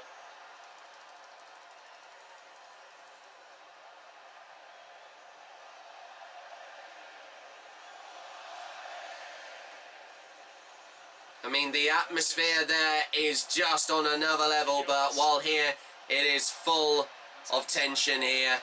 There's nothing in it between these two sides. Another challenge that goes against, I think, England, Which I would think is a good cue for all of you back at home as well. I was going to say, we've now reached the hydration break. Nice little back heel challenge there from Jude Bellingham. And we have the first hydration break as we approach the halfway mark of the first half of this. Once again, high tension fixture here. It's definitely a lot more drier now in, of course, at Mexico City at the moment as it stands. We've got, once again, more games coming up later on this morning. Ungodly hour. You can get involved with our coverage by scanning the code on your screen now. Head to the live page in the BBC Sport app for polls, updates and reaction throughout the match. Let's have your input, and let's have the input of all of you back in the studio. What do you think of it so far? Yeah, I think it's been a good steady start from England. Talked about before the game of getting to the first hydration break. At 0-0 time to take the sting out of the game. I think they've done that really well. And Mexico do look dangerous in the little tight areas, but overall I think it's been a good steady start. I agree there, Wayne. Thank you, Wayne. They've had more chances on goal so far, with that great chance from Bukayo Saka earlier on in the half. Big moment for him. I think Alan touched on it. You know, he's had a bit of a. We have Joe Hart, former goalkeeper for England. An excellent save, readjusting, getting set. Wayne talked about Harry Kane's timing in front of goal. Jordan Pickford, excellent composure, met the ball beautifully. Top save, big moment for his country. And I hope he has more of them, of course, Joe, as of tonight. Over there in Mexico City. I'm sure an all-important team talk now with Thomas Tuchel here. I'm sure he can keep them in line here and making sure that they can iron out those mistakes. To this amazing crowd, and England have stopped them, albeit with a wonderful save from Pickford, but it's 0-0 at the drinks break, and they can take belief and confidence from that. Absolutely. They can catch their breath. They're not struggling with the altitude, as lots of the British media have been saying as of this evening, or in just a few days in the lead up to this. Destroyed 1969 that was watched by 105,000 people. Wow. And then in 1985, a year before the World Cup, a 1-0 Mexico win. Javier Aguirre, the current coach, was in their team. Wow, interesting. So he was a former player for Mexico. Between these two, and let's hang on to that one. Second group game in 1966 at Wembley, 2-0 England. Bobby Charlton, Roger Hunt. Here's one to make Alan think.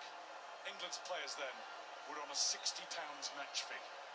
Crazy. And look where they are now. They're just earning multi-million pounds now playing at club level. But they, I wouldn't be surprised that they actually earn a lot for even playing for their national side. Good, clear, good ball there. That was a long ball. He keeps it on though, Anthony Gordon. Great run here from Anthony Gordon. A chance of goal, but it's straight at the keeper. I'm surprised that he took a shot at that, but I don't think anyone else was there to assist him. Yeah, he was just on his own. Great run though from, once again, the on loan Barcelona forward.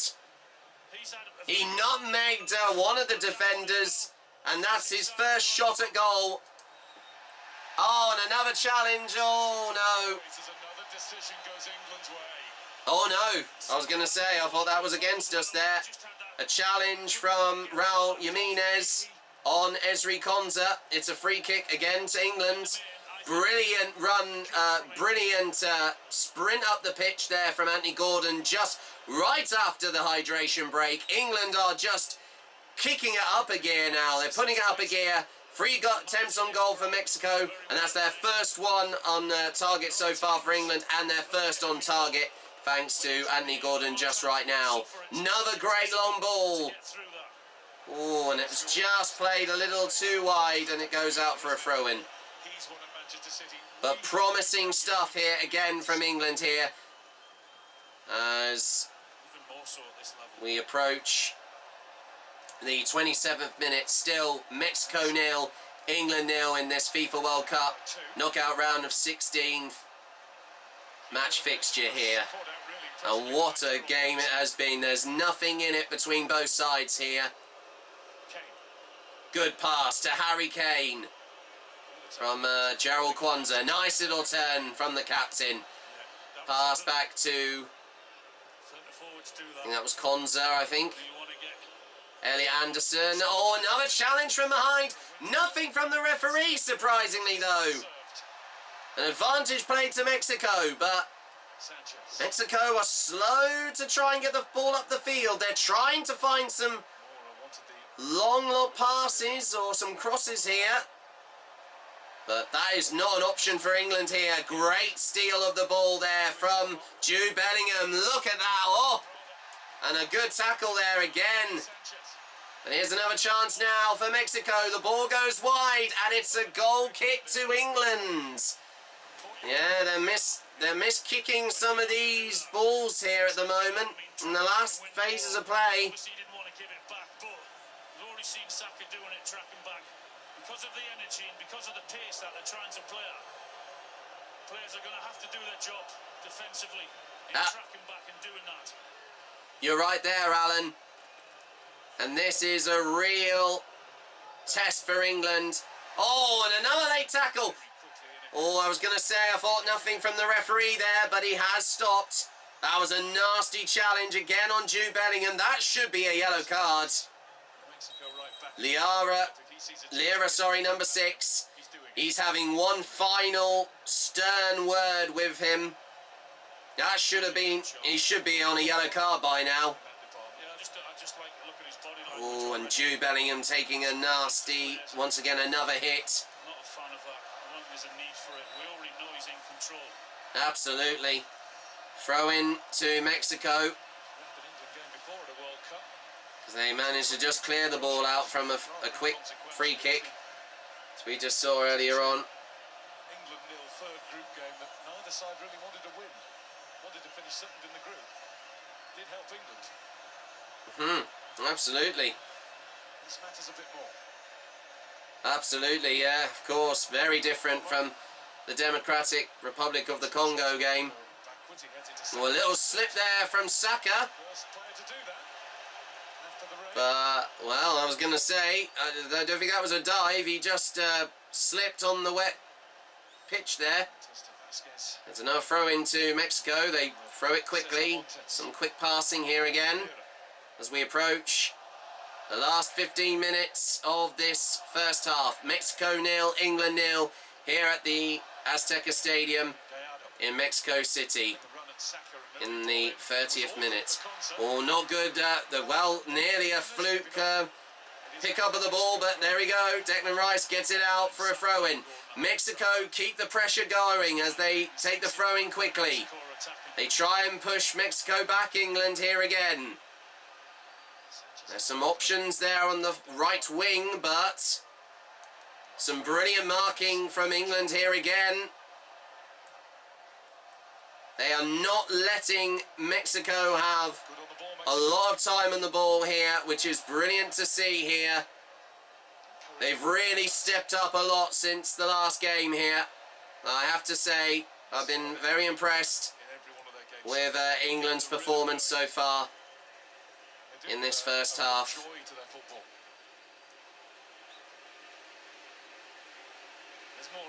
Another chance here for Mexico, but stolen away easily from Declan Rice, who clears the ball away from danger. I was going to say that was more of a dive. Referee says play on. A chance for Mexico, but it's over the bar. High and wide from Romo there, number 7. That was a strong shot, but he just couldn't keep that low enough. That was nowhere near. It was high and wide. He was under real pressure there. It's a goal kick to England. Jordan Pickford kicks it out with no time at all. Gray, oh, nice little dummy. Oh, good tackle there from Anthony Gordon. And it's a clean tackle. Referee says play on, no foul.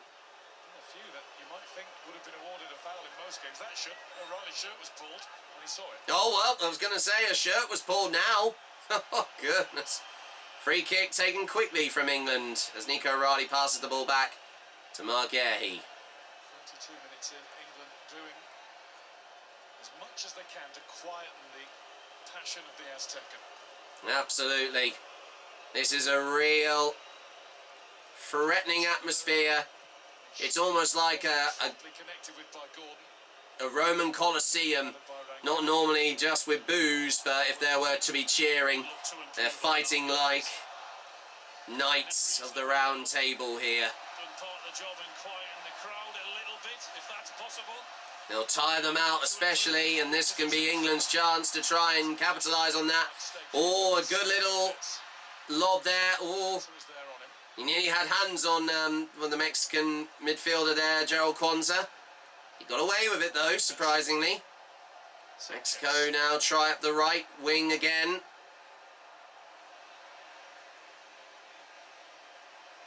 Some short passes here, but great marking from Gahey.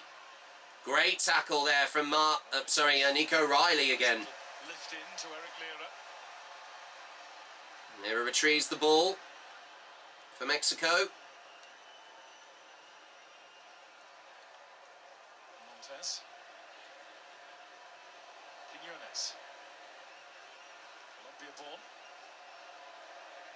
That's very interesting. Even though he was born in Colombia, he still plays for the national side of Mexico. One of those particular players who we... I think you might have just heard the name of the player, I think.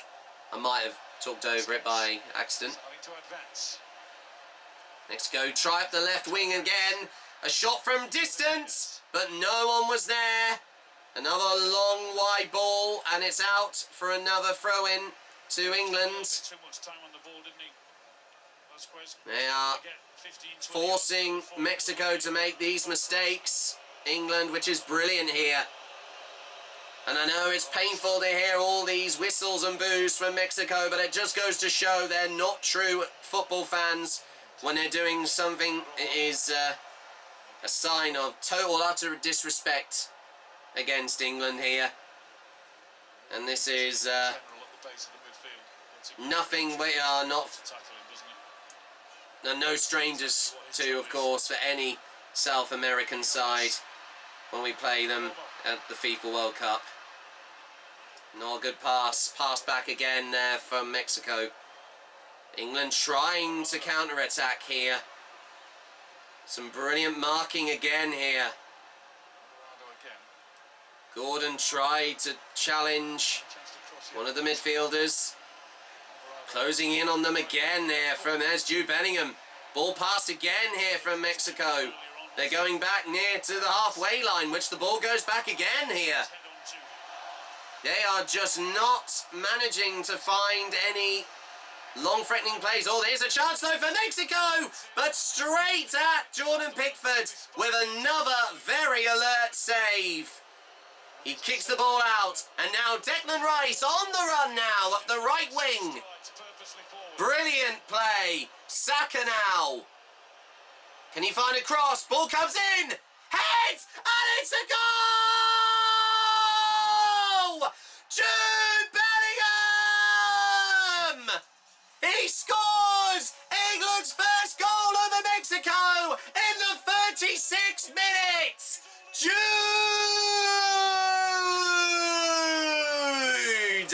What a brilliant, all-important header, as I do, of course, the pose, along with Captain Harry Kane. England are 1-0 up over Mexico here in Mexico City.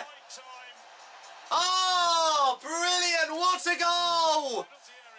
From back to front to scoring. Absolutely, that's where it started from. Look at Declan Rice, the way he drives forward, then gives it to Saka.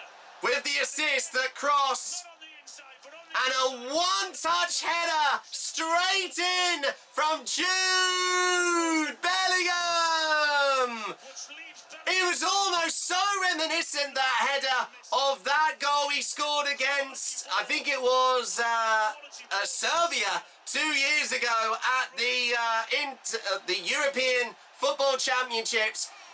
England are 1-0 up as we approach the last 5 minutes. Jude Bellingham scoring in the 36th minute.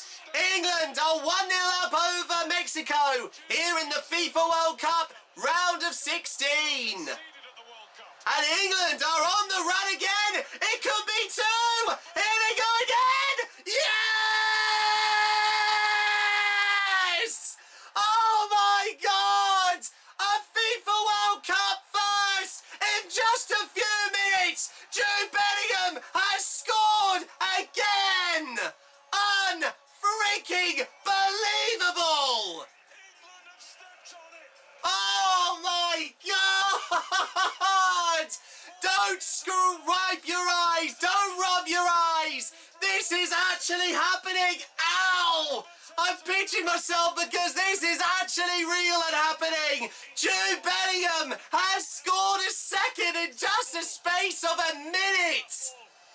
Oh, the keeper was off his line. That was brilliant. The keeper was nowhere near. Clinical finishing from the Real Madrid forwards. That's the biggest goal of his England career as so far this morning. And a passionate celebration from Thomas Tuchel. Oh my God. Hey, na, na, na, na, na, na, na, na, na, na, na. Hey, Jude. Na, na, na, na, na, na, na. Na, na, na, na. Hey, Jude, Jude, Jude, Jude, Jude, Jude. Oh, well, I know I've been trying to keep myself, all of course, trying to be as quiet as possible. But with goals like that, England have thoroughly deserved to be ahead here. 2 goals ahead and scoring once again.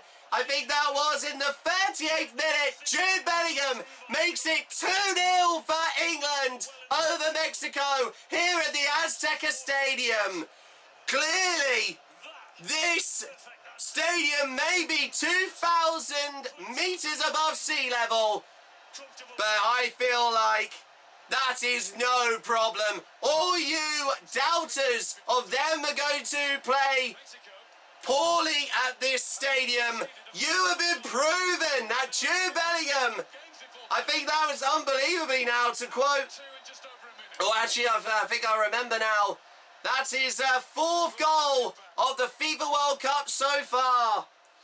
What two unbelievable goals from Jude Bellingham that make all the difference as we approach the last 5 minutes of this first half. Oh my words! And Kane's just repaid the compliment.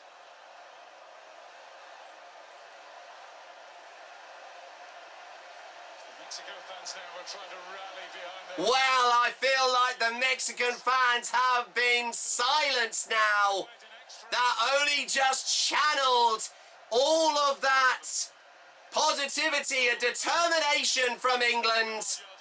But Mexico are going to try anything to try and break down now this rock-solid defence. Oh, get up. Come on, that's a dive. It's not just one or two that have been at it as well, you know, every single player. Every single player in the Mexico, they are losing. Their heads have completely gone here. Unbelievable. But it's the way they work it. It's been so impressive. As it stands, this has been a historical performance for England here. They've levelled a scoreline from over 60 years ago, and they are not done yet. This is absolutely incredible. A free kick, though, for Mexico. They're going to try and score again. Oh, but they have equalised. Jimenez has broken the deadlock for Mexico. It's only a consolation, but that was a very good goal. Fair play. Fair play to them. They're not backing down, and that's proof of that.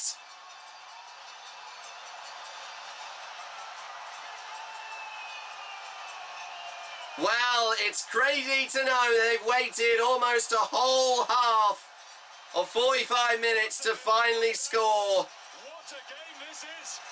This could be a memorable game here. They can have that goal. That was a very good volley. What a goal there from Jimenez. And he was at full stretch. Jordan Pickford. That was an unbelievable goal there. Who now, will of course, was that Julian Quinones. He's scoring in the 42nd minute. It's now Mexico 1, England 2. It's still not over here. They are still determined. Oh, the ball goes off for a throw-in. But it's a... Really? How's that a corner? That should have been a... That's a throw-in.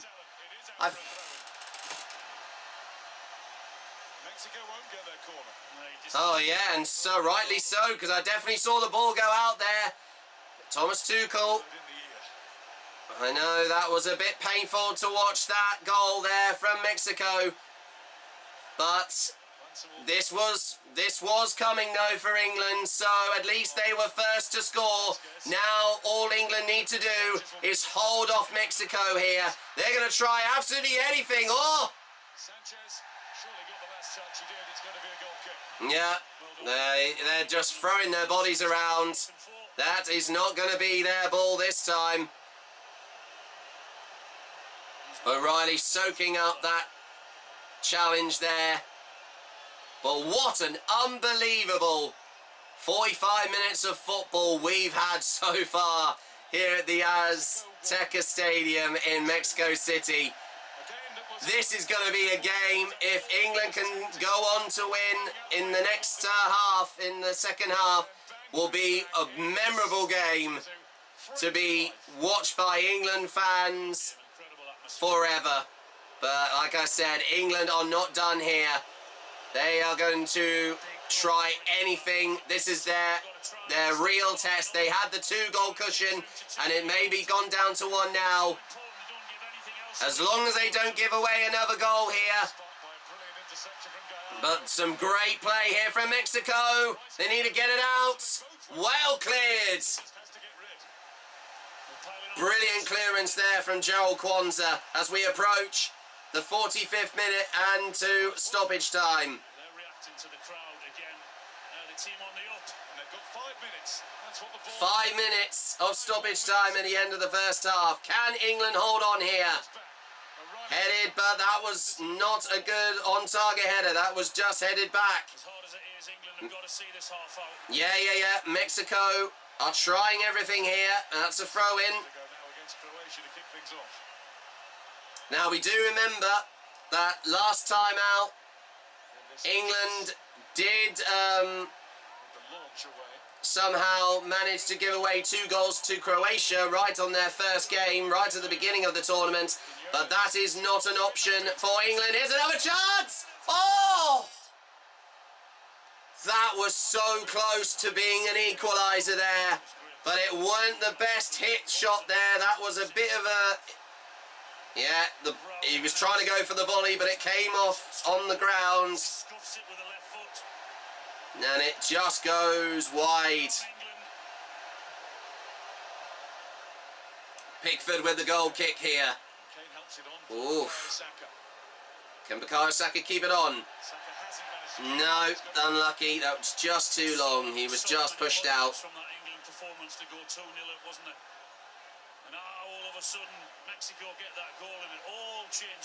Wow.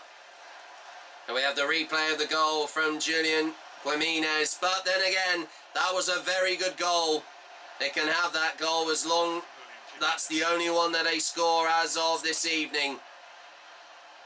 England are going to be put under real pressure, which have already have as we in the last few minutes of stoppage time here. But what an incredible, unpredictable and eventful first half of football we've had in the FIFA World Cup knockout round of 16. Oh, Saka is down, and we know he's had injury concerns before. This is worrying again.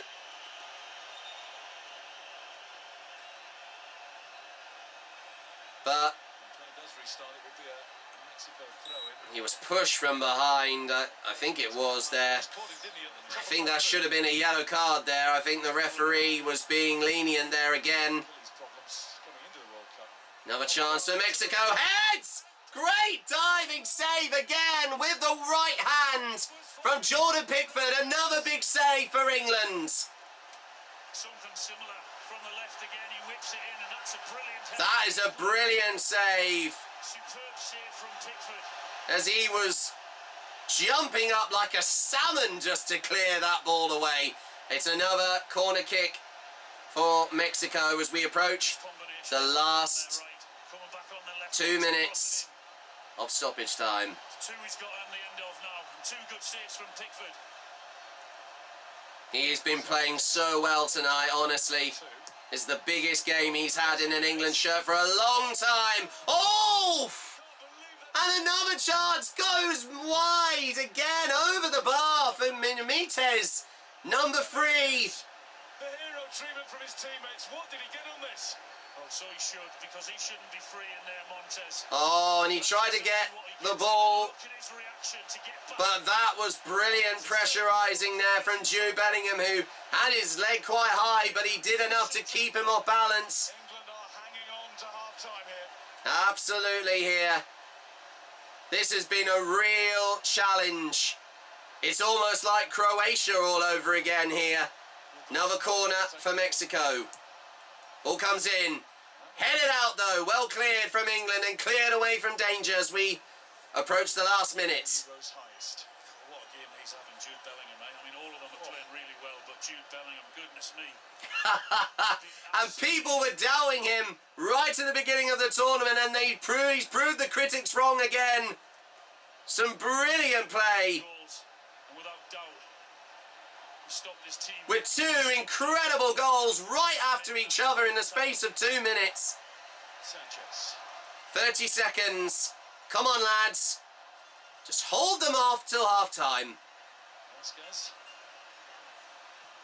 We've got seconds to take their lead. Mark him. Quinones. Romo. Alera. 5 seconds. One last chance. Passing it back. Come on, ref. Still play on. No! Oh, it was a wide ball. They try to keep it on. Brilliant. Steal of the ball. Oh! Yes, oh, but he put his body on the line. It's gone England's way again. It's another free kick. The ref, one of the Mexico players thinks differently. Shaking his finger like, no, no, no. But there we go. That's half time. Wow. I think that's been the first big match from England since, well, as I said, the very beginning of this tournament. But Mexico roared back. A thumping volley from Julian Quiñones. And at half-time, recharge your glasses. It's Mexico 1, England 2. Well, that's woken everybody up, hasn't it?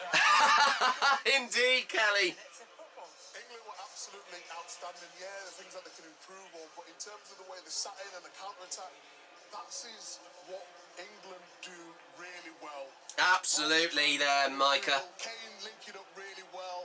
Bellingham being that guy to score the goals is absolutely outstanding. This is what we wanted. This is a game that we all thought it was going to be. This is an absolute belter of a game. Oh, I wish I was in that stadium. The energy is through the roof. Just when you thought England had silenced them, for them to come back and score that goal then, and that absolute backs to the walls when it last 5 minutes. But they dug in. Big save from Jordan Pickford. Good defending, Jude Bellingham. Can't wait for the second half. Yeah, important that they went.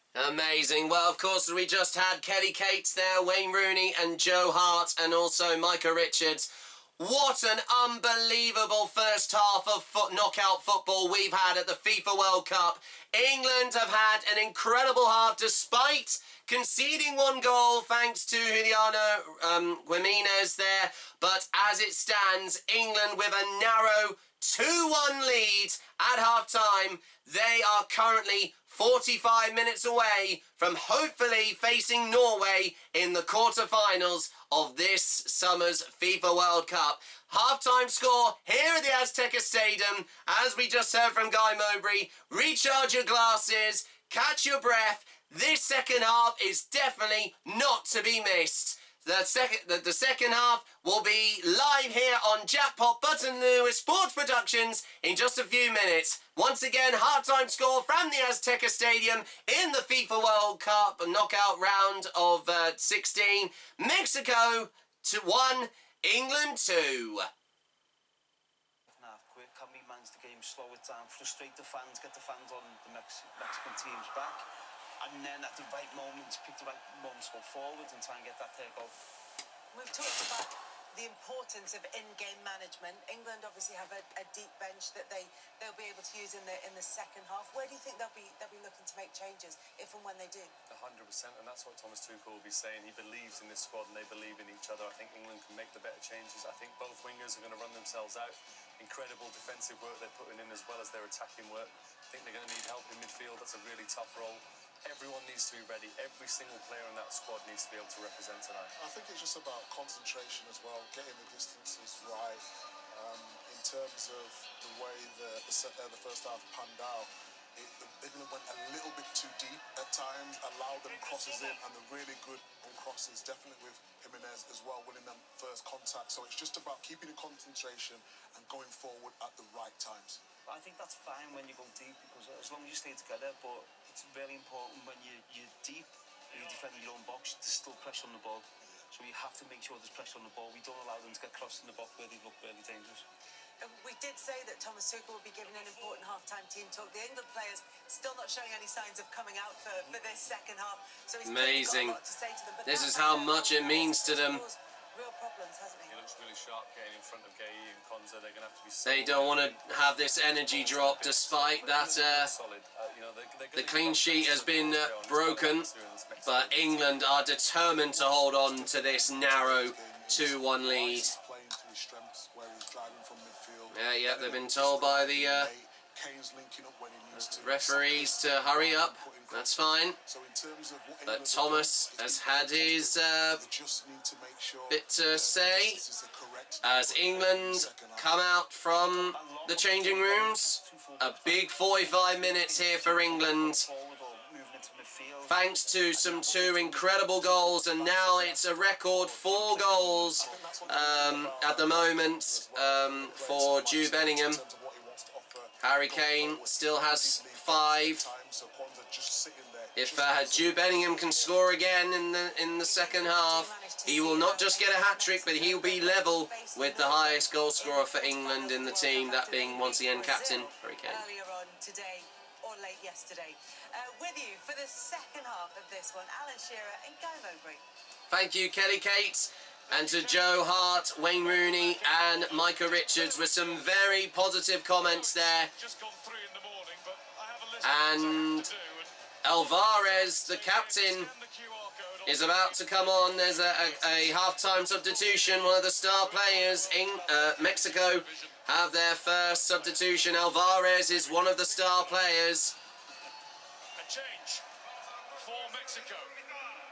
England have had no changes so far as Mexico are about to start the second half. Who's come on, and he's come on as captain as well because he's taken over from the centre-back Cesar Montes, the 6'5" towering defender. So interesting. Well, the whistle goes. Mexico kick off. A big 45 minutes here for England as we're back underway at the Azteca Stadium in Mexico City.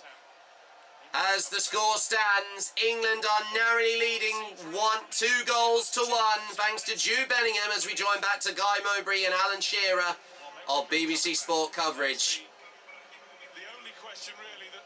We know that 1 goal, it won't be enough, just like from, of course, the Democratic Republic of Congo in the last round will make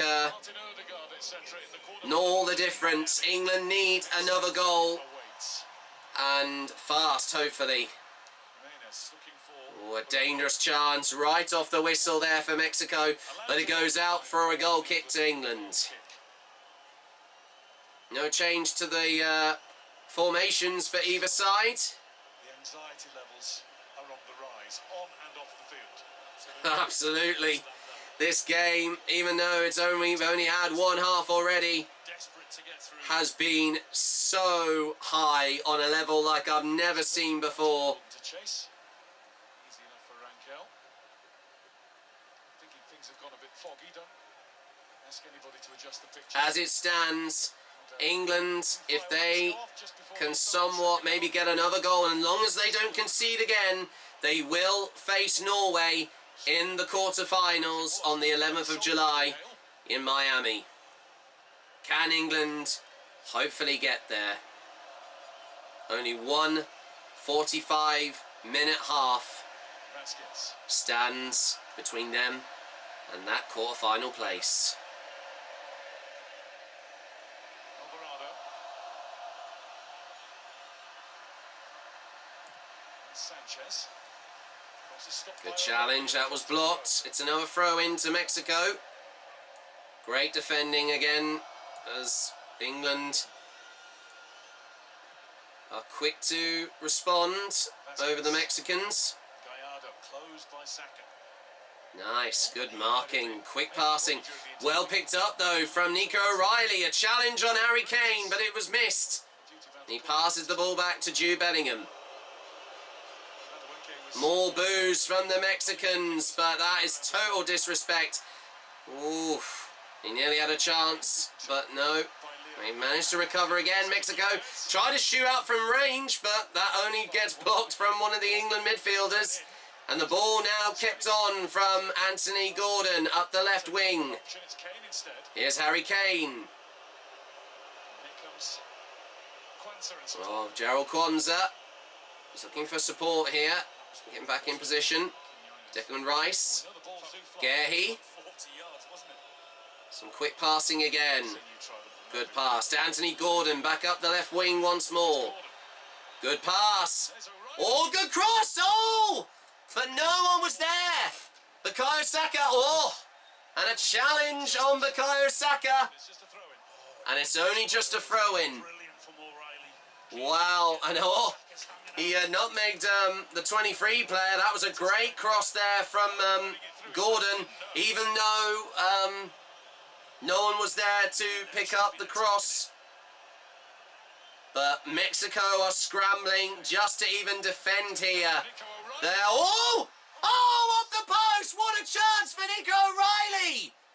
Oh, that was nearly free. They keep it on again. Headed out from Mexico once again. Oh, what another great chance for Nico O'Reilly. Another great chance. That was just off target by the narrowest of margins there from the Aston Villa forward there. Positive England start to this second half. Absolutely, and this is what England need. They are really thriving under this high expectation scenario at the moment here. Gordon. Another chance here for Gordon up the left wing. Brilliant, clamming down on the defence there. Not good though. Oh, it was scrappy from Mexico. They just clear it away from danger again. And Jordan Pickford comes out his goal to stay calm as he kicks it back out. As we're just approaching nearly 3:15 in the morning here over here in England, in the United Kingdom. Now here's Ezri Konsa. Great tackle. No challenge. Oh, Jordan Pickford gets it back. He's just drawing Mexico forward, but he gets a big boot on a big clearing kick off to the halfway line. Great challenge, Jude Bellingham, and he's on the run again. Here he goes. Oh, tackled. Nothing from the referee. That could have been nearly a penalty. Oh, Mexico are on shaky ground again here. That was another brilliant bit of skill from Jude Bellingham here. As the first 5 minutes as we approach, now that's 51 minutes. It's real once again, end-to-end action here once again at the Azteca Stadium. Another challenge, but it's gone England's way this time. Peels from the Mexicans. But here's another chance for Anthony Gordon up the left wing once more. Here's assist there. Oh, another challenge. Oh, again. They nearly gave away another penalty, Mexico. They're losing their heads. The Australian referee, it was that close to a penalty.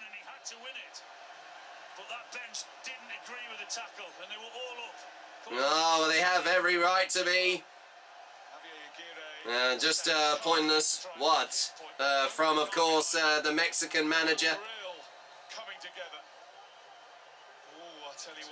I know he gets the ball, but his foot is high. There's no doubt about that yet. Oh, he did actually get him on the ankle. I didn't realise that. That was a scary one for Kwanzaa. And he's already on a yellow card here.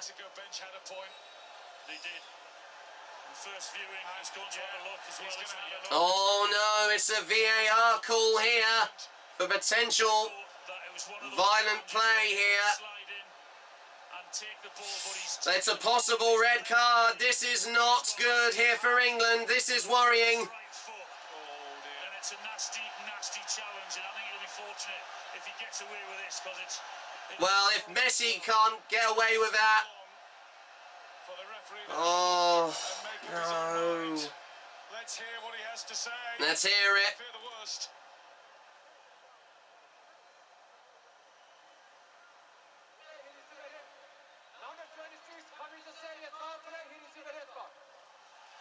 It's a red card, no!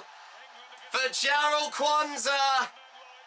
It's an early bar for him. They're down to 10 men here, England, for the first time at this World Cup.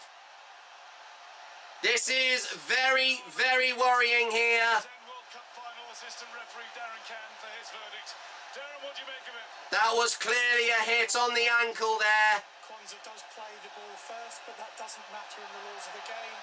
He goes through, and you can clearly see the studs on the shin. Referee Fagani has no choice whatsoever to issue the red card. This is now the 13th player to be sent off at the World Cup, and this is 100% a red card. But Thomas Tuchel is making notes now. How are they going to respond as they play now with 10 men here? This is going to be worrying for England. It's a referee curse, and it's one that we certainly was not expecting. An unfortunate straight red card for Gerald Kwanzaa. That is such a shame. It's a free kick to Mexico. Oh, great challenge. There was a challenge on Kane though as well in that contact. Hey, get off Gallardo. I think there was some nasty... Wow. It is turning very, very volatile here. Gordon went down first of all. Kane gets it away. That's just a foul. There's no more than that. Exactly. Absolutely. He cleared the ball away. It's gone England's way, surprisingly. Jude Bellingham's also going over with Mark Yehi. And also Pickford in co as well.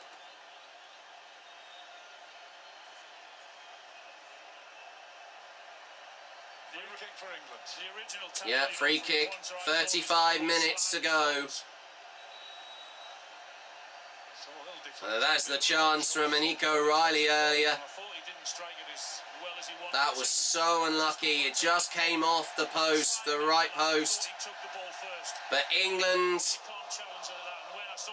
this is unbelievable. And I know that the last time that we've seen England play down to 10 men but still go on to win the game was that all-important qualifier game against the European champions at the time, Italy, in I think it was Turin, as part of qualifying for the FIFA World Cup in Qatar 2022. Well, he hasn't changed anything at the minute, Thomas Tuchel, but he's waiting to bring John Stones on. I think you'll need to get some subs on here because we're having some dangerous gaps. Oh, another wide shot again from Jimenez. Now England will make the change. Yeah. Be the player who has to make way. It's going to be Bukayo Saka. Yeah, Bukayo Saka. He's played well though. He's provided the assist for Jude Bellingham, I think, for those 2 goals earlier on. Right back roll.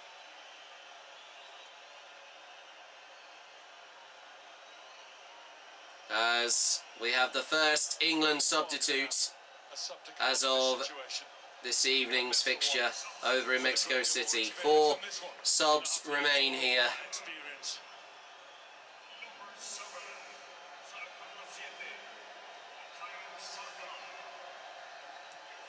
Just when we were seeing England and made a positive start to the... That's a real hammer blow. But oh no! Oh, another challenge! It's a penalty for England! The goalkeeper took out Harry Kane! No way! And somehow it's gone England's way again! Oh my goodness, again here! Oh!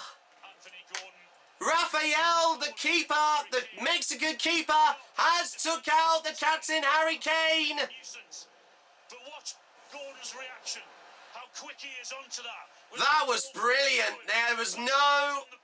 And that nearly came off Harry Kane's arm. No handball though, surprisingly. And sorry, it was a challenge on Anthony Gordon, sorry. It's a penalty because the referee pointed to the spot. This to go 2 goals ahead. And I think Harry Kane will step up to take this all-important penalty. Oh my goodness. This is literally insane. Despite playing with 10 men, England have another all-important goal-scoring opportunity in front of them. Said about them making the good start. And then the red card and now this. Goodness me, it's had everything already this game, hasn't it? Absolutely, Alan. This will be remembered for many different reasons. Come on, Harry. This is a huge penalty. Once again, he's missed 1 penalty, but his last 4 penalties were scored for playing for Bayern Munich. which I think his penalty was, initially saved at the Champions League final against Paris Saint-Germain.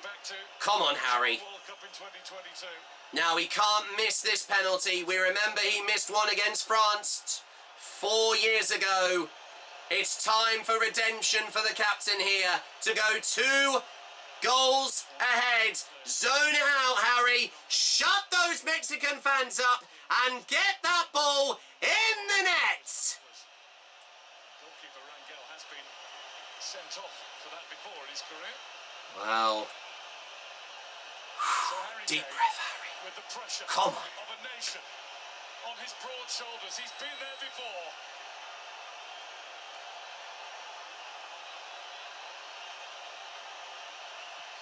Yes! It's a goal! Harry Kane! It's 3-1 for England as we approach the last 30 minutes in the 60th minute! Yes, Harry! There is nobody else in the whole wide world of football. And that's the 6th goal for Captain Harry Kane for England at this summer's FIFA World Cup. What a brilliant penalty in the top left corner. Picks his spot. Keeper goes the right way. The keeper did go the right way, but it was right. Not actually in the bottom left corner, but that penalty was beautifully struck. England 3. The job is far from done yet. Oh no, but as long as we can keep that 2-goal cushion, England now need to hold off this very aggressive Mexican side as they go for 2 more substitutions. Have been replaced. They're putting on the Milan striker, Santiago Jimenez, and Brian Gutierrez has also... I'm not going to jinx anything here. I certainly was not expecting that to be a penalty. We know what's got to be done by England. Here we go. Opportunity to find themselves in. England. Oh, what's going on here? There's a bit of a delay with kick-off here. I don't know if England were trying to waste some time there, but the referee has encouraged them to kick off here, so they don't have any forward momentum, Mexico. One behind the terrific trio of Messi, Mbappe and Haaland. Absolutely amazing. That's great to see here. He's been caught there as Kane. And he's been hit again. Come on. Mexico can't keep going on with these tackles. There needs to be some yellow cards here. This will be a shot of Gianni Infantino in the stands. He's okay. And up to his feet again. Yeah, that's good. Free kick for England here. He's taken to Anderson and back to Mark Gahey. And that's misplaced. Oh no, come on. No, don't let them get a chance here. Come on. Markham. Great defending there. Great challenge there. Great defending from John Stones and Ezri Konza working together to make up for the missing 11th man. Another chance. Punched out from Pickford. As I accidentally spit everywhere. My apologies. Another chance for Mexico. Blocked. Oh, and another great save from Jordan Pickford with both hands. And I was going to say, Gutierrez straight on as well.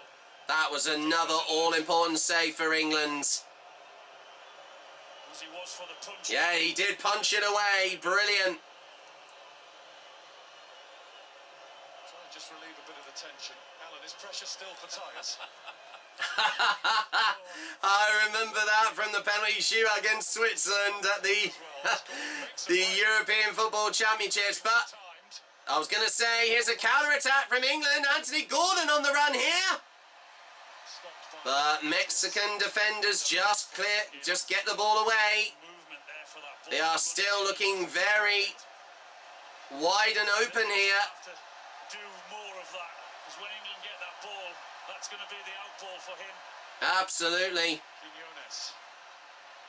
Oh, great tackle and a great clearance away there Santiago Jimenez. from, I think, Elliot Anderson. As we approach The last 25 minutes with England with that all-important 2-goal lead, thanks to that converted penalty from the captain, Harry Kane. A good ball, but well picked off from Jude Bellingham. And it is a corner. There's all of that experience there again.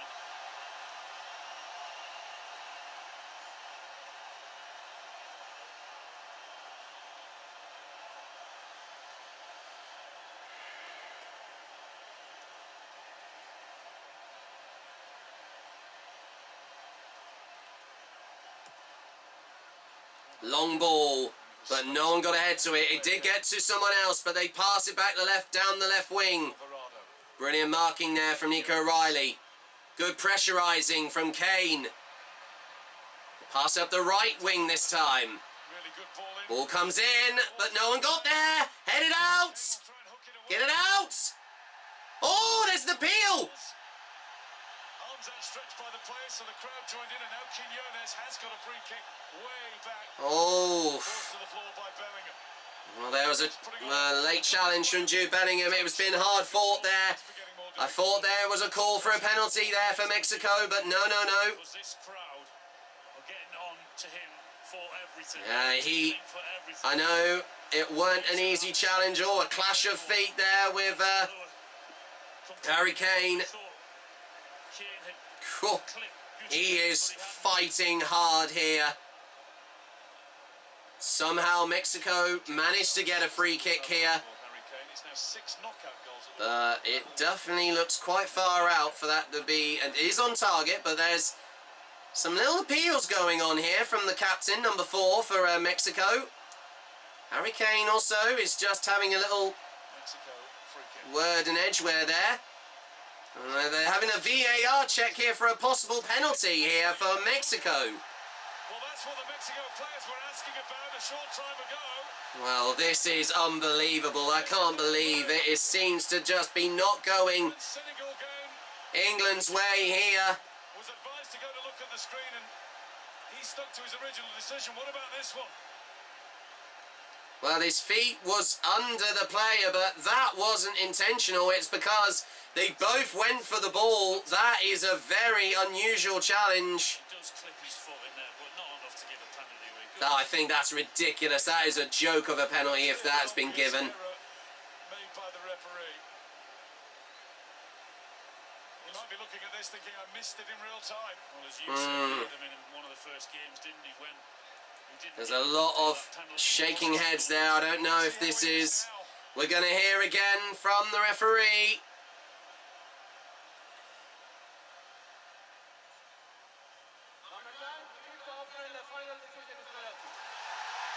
It's a penalty, for fuck's sake! Yes, it is a penalty. Apologies for the bad language there.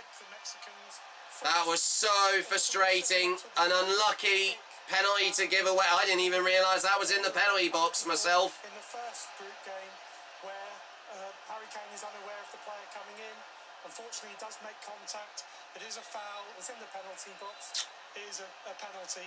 This is the only referee who has been sent to the monitor this World Cup and actually stuck with a decision. That was the France-Senegal. And a yellow card, I think, for being dissing. I'm not sure if that was, I don't know who that is. Is a correct decision. Penalty kick. Was that for Harry Kane, is it? Well, unlucky for Harry there, because that was a very unusual challenge for the captain and skipper.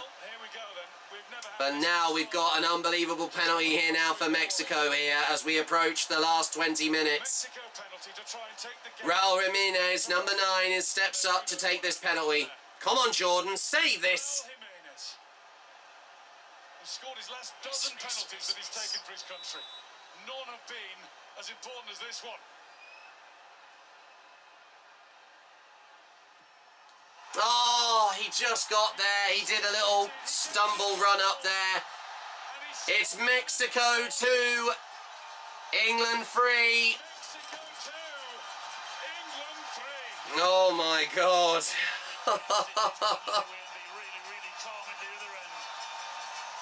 Raul Jimenez gets the converted penalty there for Mexico. Then he picked his side, which was to Pickford's right. And again, very much like Harry's. It's a very, very good penalty. Well, yeah, it was in the bottom left corner, same as Kane's. And Pickford did go the right way, but it just missed it by inches. 3-2. You saw the goal celebrated by the great Mexican boxer Canelo Alvarez. Oh, here's another chance though for England. Here's a counter-attack once again.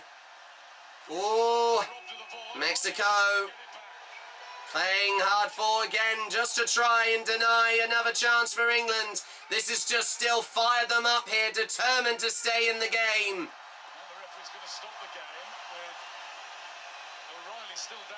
Yeah, that was a nasty challenge again from, I don't know who it was, but it's on Nico O'Reilly. I just think because of the situation, because of the atmosphere, the energy and everything else in this stadium, it's going to be very, very difficult for a referee.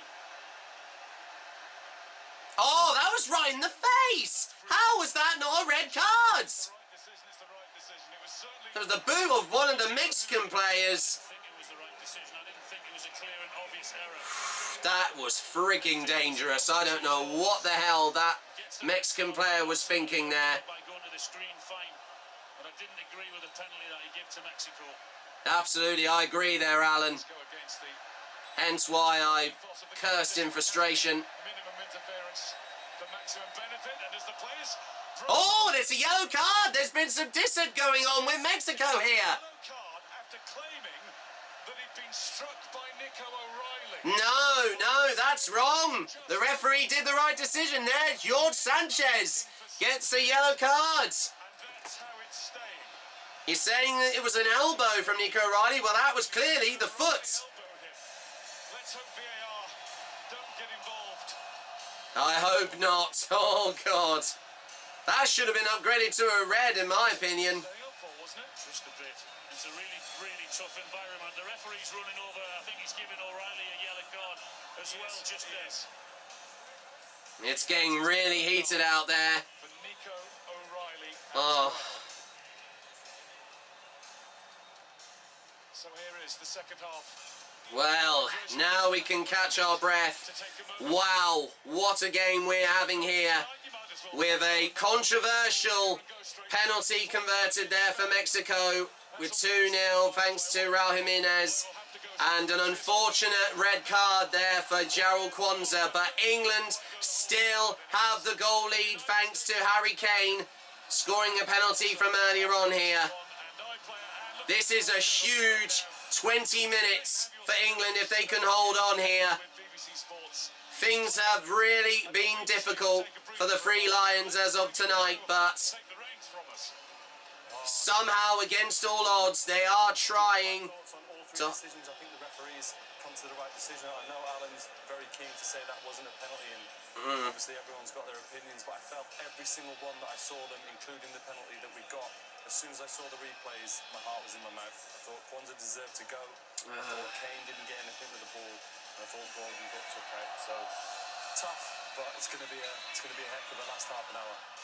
Absolutely. Thank you, Joe. It really is. Thank you very much, Joe Hart. And I'm sure, even though I can't show footage here, if the score were to remain the same, or if England can still find a goal from somewhere to just try and keep this goal lead, they will go through to the next round in the quarterfinals against Norway in Miami on the 11th of July. This has been a very hard-fought game against Mexico as of this, of course, evening over in Mexico City.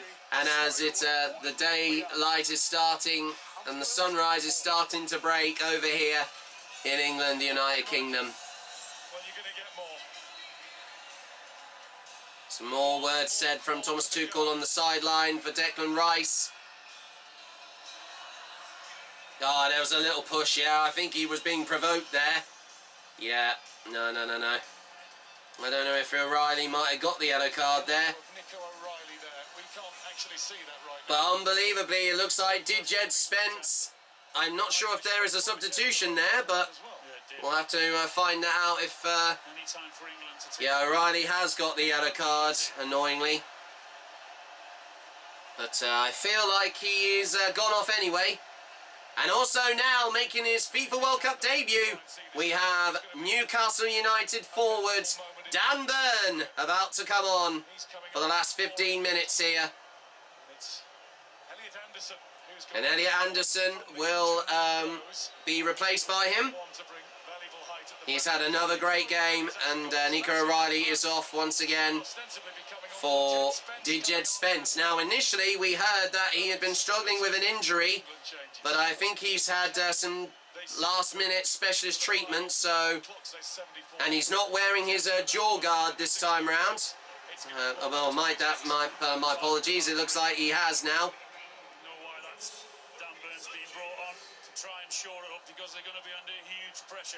Well, he's the tallest player in the England squad, and this is a great time to play him in this knockout round of 16 match fixture here at the FIFA World Cup, as we approach the last 15 minutes. Mexico are going to try absolutely anything to get an equaliser here. England just need to be one step ahead here if possible. Long ball, that's dangerous. Well cleared away from Dijed Spence, up to the halfway line. And also the Mexican goalkeeper comes out as well.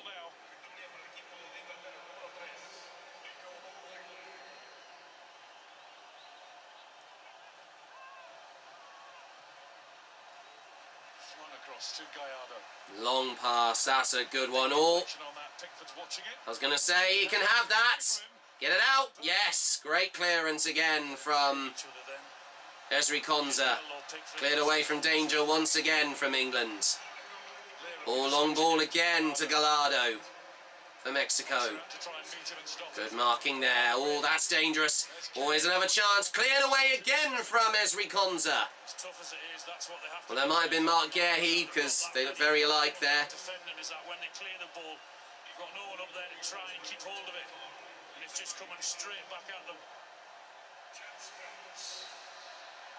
Gallardo, this is going to be a theme for Mexico.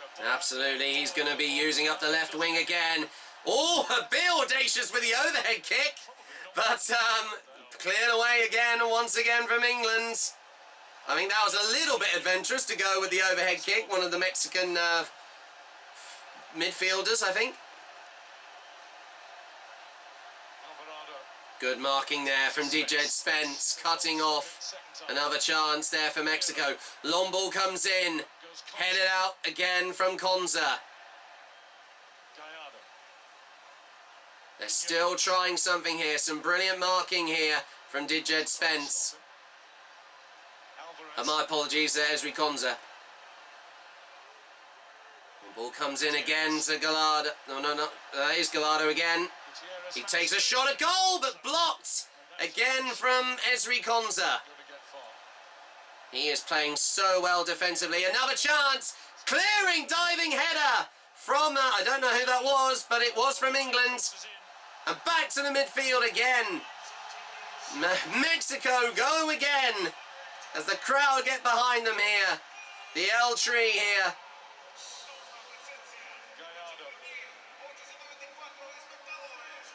They just need to keep the pressure going. And cleared away. Great clearing header there from Dijed Spence. And it's a corner for Mexico. They're under huge pressure, England, aren't they? There'll be some result if they're able to hold on here. Well, this will be incredible if they can do. It's another substitution for Mexico. Sanchez, number 2, goes off for... Yeah, that was actually the one who got a yellow card. And Figaldo, number 8, comes on. And they have 2 substitutions left, Mexico, as we are approaching the last 10 minutes of this unbelievable game here at the FIFA World Cup. Oh, he tried to get a hand to it, but it was wide anyway. I think he did get a hand to it, I think. We'll have to do more of that, Jordan Pickford. These defenders can't get rid of it. He's going to have to do that as well. Yeah, I think he did just punch the ball there, I think. This is going to be It's another corner. Another chance. They take the ball. They take the free corner quickly. Blocked again, and it's another corner. Great block again from John Stones. The defence here from England is looking still somewhat strong here. Another short one to Fidalgo. Oh yeah. Make sure that he Taking plenty of time. looks in the whistle. Yeah, I was gonna say they don't want to get another sneaky one again, so he's been told to go back again. Oh. Out for an England throw-in. Yes, and that was headed. It was mistimed, that header. Direction on it from Edson Alvarez. What a chance there. That was brilliant defending. Oh, and there was a real scrap there between Declan Rice from the captain of Mexico. It's a throw-in though to England here. Going really slowly across the take. The officials will be on all of those every time they happen. Absolutely, but then again, as much as they don't want to get many yellow cards here, which I know two have sadly gone England's way, as well as a red card, they're going to try anything possible just to run the clock down as we approach the last 10 minutes. England with that all-important lead. 3-2 over Mexico here in the knockout round of 16 here at the Azteca Stadium here in Mexico City. Drop back and gets the thumbs up from Declan Rice as he boots the ball out of play. I think this will be the penultimate substitution. Martinez comes off on for Quinones, one of the first goal scorers with an impressive volley, and that's the final substitution for Mexico. The last roll of the dice for the El Tri here. More firepower. Yeah. Absolutely, well, he has been playing well at this tournament. He's their own version of Harry Kane for Mexico, I think. He scored many goals so far at this tournament. Another chance! But it goes wide and over the bar for Mexico. And Pickford was at full stretch, but that was not a well-kicked ball. That was high and wide. Absolutely. As long as they can just try and get the ball out of our half here. They got the penalty with Kane trying to battle and scrap and picking up the pieces like Gordon. Oh, but it's only just gone as far to the keeper. He throws out quickly. Well, we wanted a good game this evening. Oh, the early hours, we've had slightly more than we thought, hasn't it? It's been incredible. Absolutely, Alan. And it's not over yet. This is a comeback of epic proportions for England. Another good save again from Jordan Pickford. The ball went high in the air and a comfortable double-handed catch for Jordan Pickford. Who kicks it out quickly. Declan Rice. Dan Burn kicks the ball up the field. Brilliant. That was a very good kick. And it's gone straight back to the Mexican goalkeeper. As we approach the last 7 minutes of this game. Oh, dangerous chance. Oh, careful, don't give away a penalty. Brilliant clearance again from England. Nice. Ramirez, the captain, retrieves the ball for Mexico. Tackle from Jed Spence. Wow, that's amazing. Jed Spence with that desperate bit of defending here for England. The pressure on England is unlike a scale I have never seen at the FIFA World Cup tournament. Well, VAR does intervene if they have done. Yep, it is going to be a goal kick. Oh, well, I was going to say it was a goal kick there for England. Didn't come off him last. Let's have a look. Here's his brilliant tackle from Jed Spence. Wow, that was a brave tackle there from Jed Spence. Then cleared away from Anthony Gordon on the slow-mo.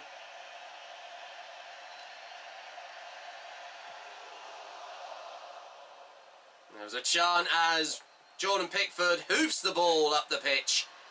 And here's another chance for England. Here's another chance for Nico O'Reilly, but tackled at the last minute. England keep possession. Oh, that was another scrubby challenge on Ezri Konsa. And it's gone England's way once again. Where he actually got the goal kick for England and really, really strong there. He has been fighting hard. Raul Ramirez with another scrappy challenge. Jude Bellingham had a challenge there on Mexico earlier. One of the Mexican players, but it's a free kick to England here. Declan Rice. It might look a little too far out for a shot on goal, but someone could get on the end of that here as we approach the last 5 minutes. This is the biggest 5 minutes of their lives that they're playing, including stoppage time, which hopefully won't be too long, because I don't think there has been that many stoppages recently. Great tackle again. DJ Spence. Who's the ball, but it's too long and straight to the keeper. And now he throws out quickly. Another possible counter-attack here from Mexico. England go back slightly here. They have to watch it with caution here. Oh, dangerous ball! Blocked! More appeals for a penalty, but England have got away with it and cleared away again. They are trying everything here, but England are remaining focused. This is going to be the issue, not just the balls into the box, but what happens once they're in there. Absolutely, yes.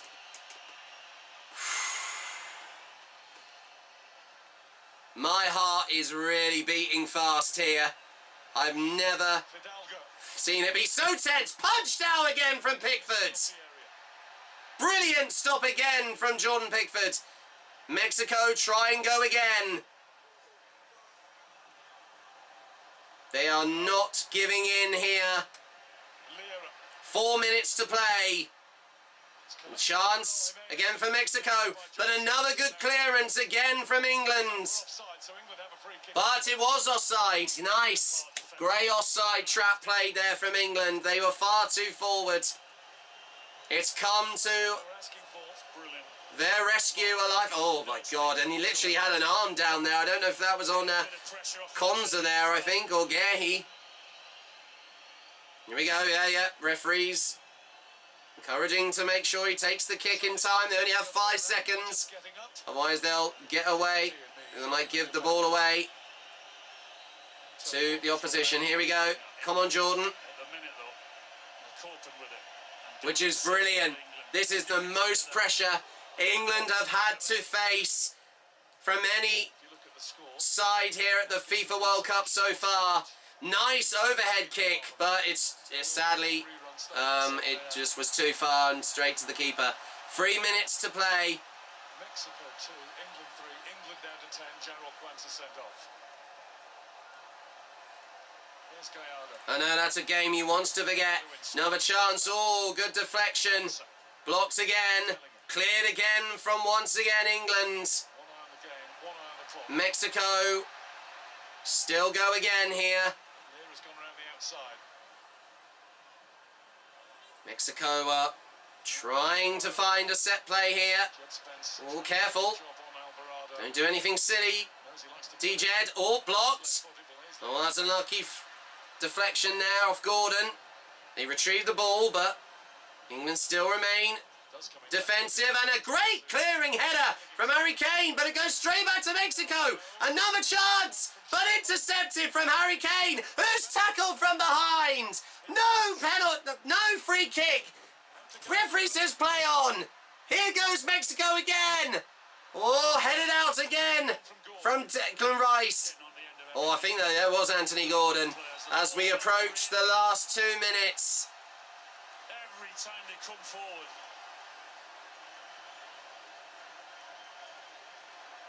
Gutierrez. Fidalgo. Oh, another great chance on goal, but that was too far out. Straight at the keeper, Jordan Pickford, who tucks his body behind the ball to kill all the energy. He can do that. That was such a strong ball. It didn't go straight into his hand. It did bounce out, but he was determined to hold on to that ball if his life depended on it. Bellingham or Gordon not even making the attempt now to get up close. Oh, and also another free kick drawn against Mexico. This is brilliant. Another challenge on Jude Bellingham as we approach the last minute before stoppage time. England are doing almost the impossible here. One final substitution for England as we approach stoppage time. Harry Kane, the captain, we salute you. He comes off bravely.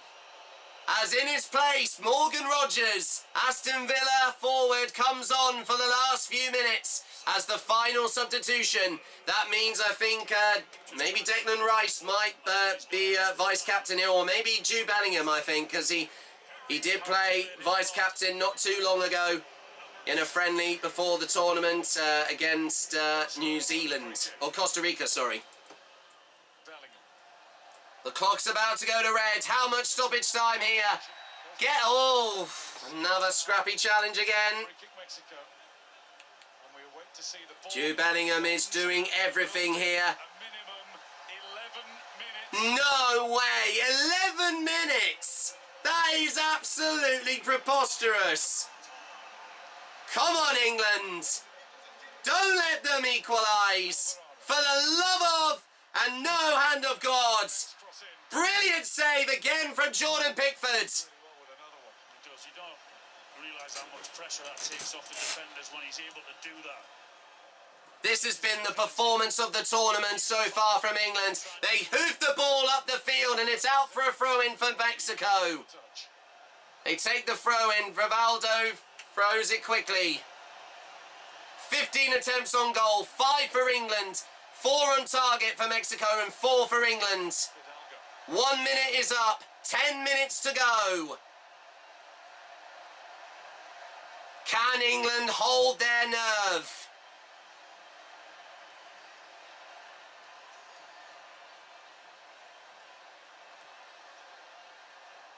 Fidalgo, now Gallardo.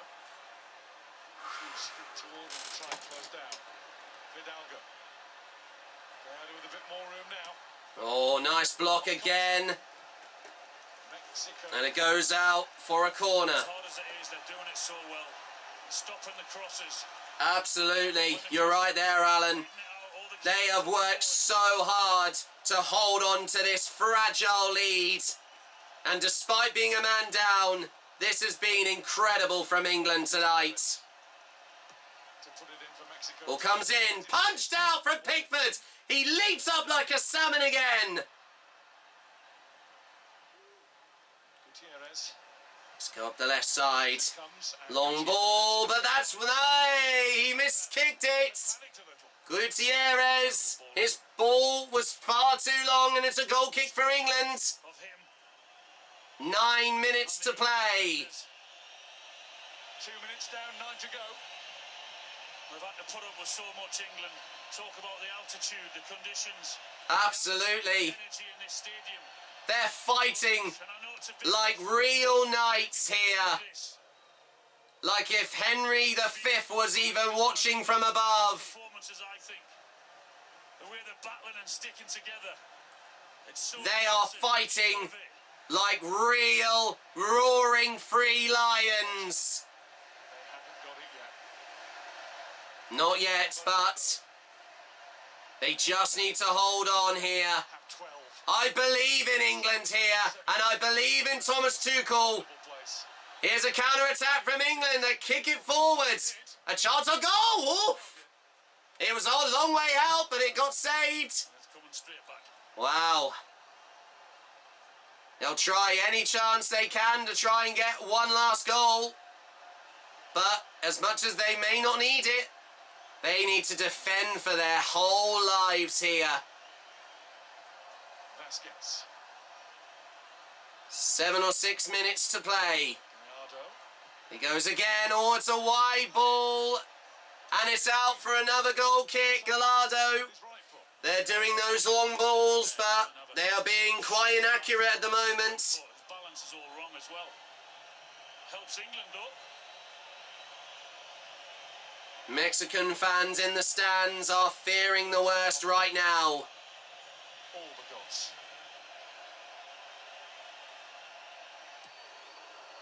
There's something that the Aztecs could do for the Mexico cause.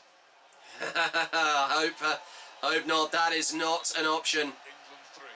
4 minutes of the 11 have passed by. Another chance, but given away. Mexico 3. Oh, but Tuchel is losing his mind here. The referee is going against England here.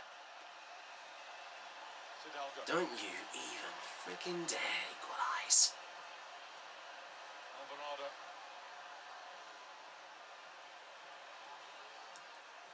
Alvarado again.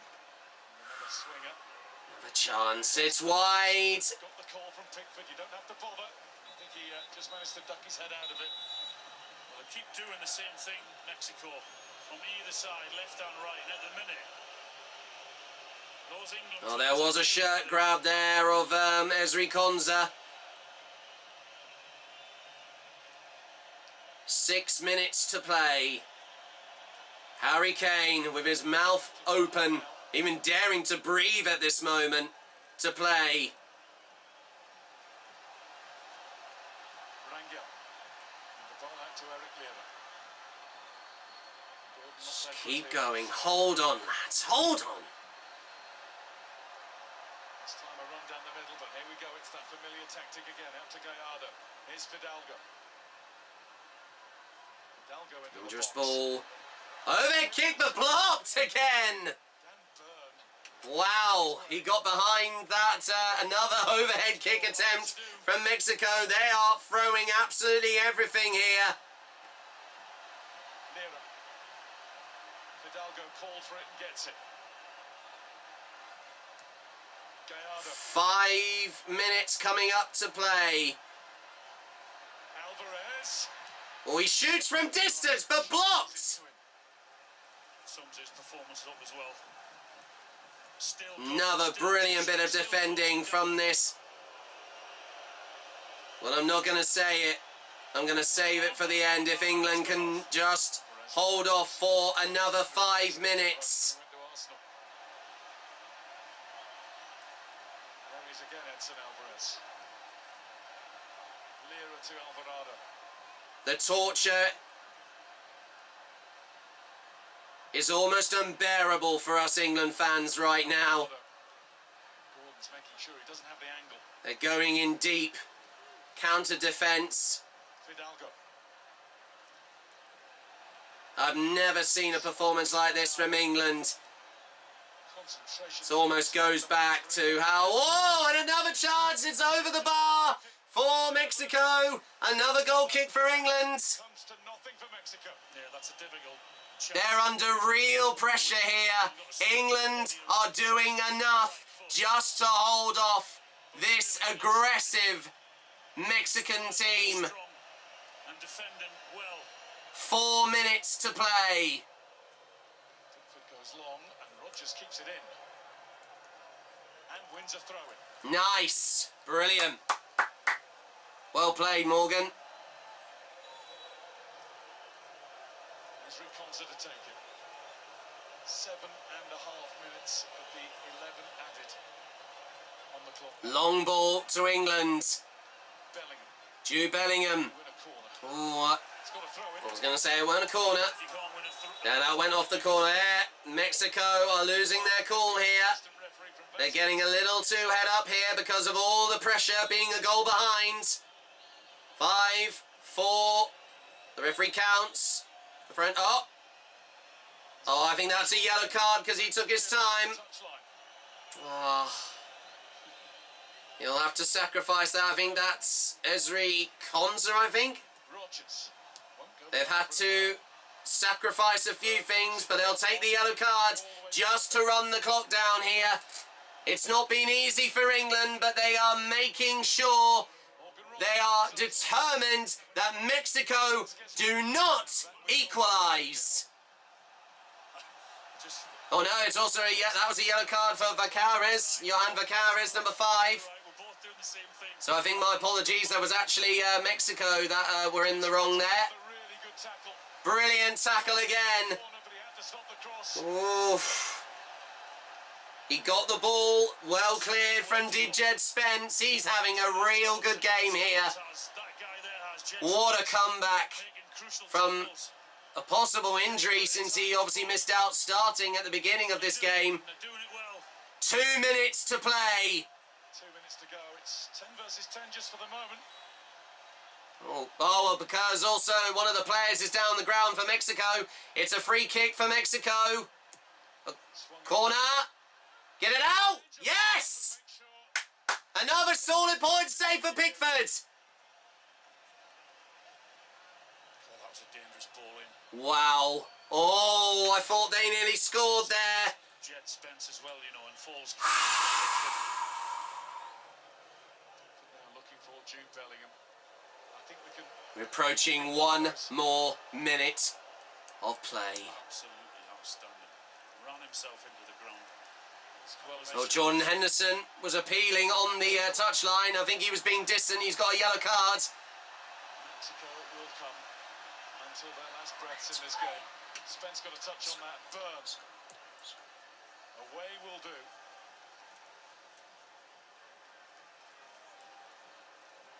Vasquez.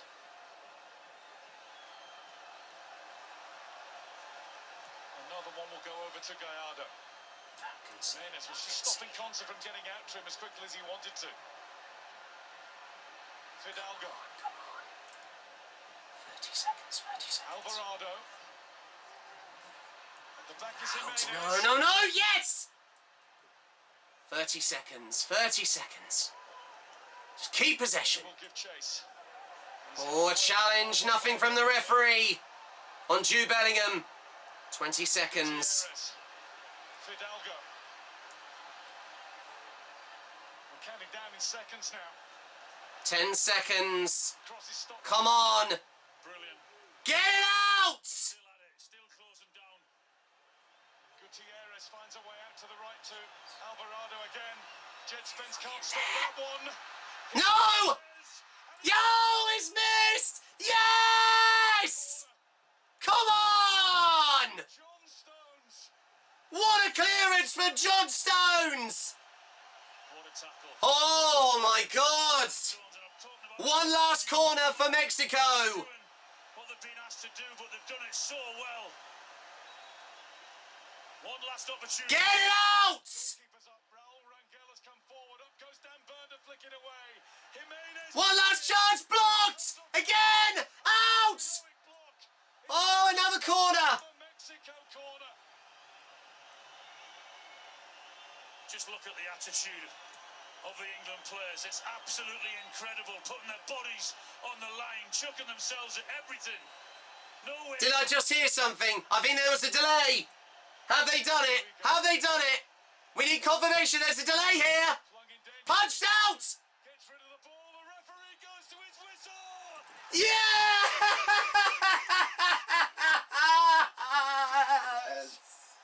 In England's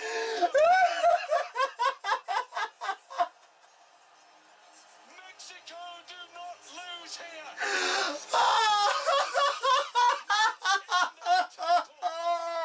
They do tonight! A first ever win against a host nation. A first ever win at this arena. 40 years on from the hand of God. The hands of fate have smiled this time. And it's on to Miami. And a quarter-final meet with Norway. 3 Lions, 26 heroes. Wow. They have represented their country in magnificent form tonight. Every single player, the right attitude, everything. Yes! The history of this place, the energy, the altitude. They've got past all of that. And they thoroughly deserved it. Because that is an incredible performance from start to finish. When they're under the cosh, the manager made the right substitutions. The subs came on, they did their job.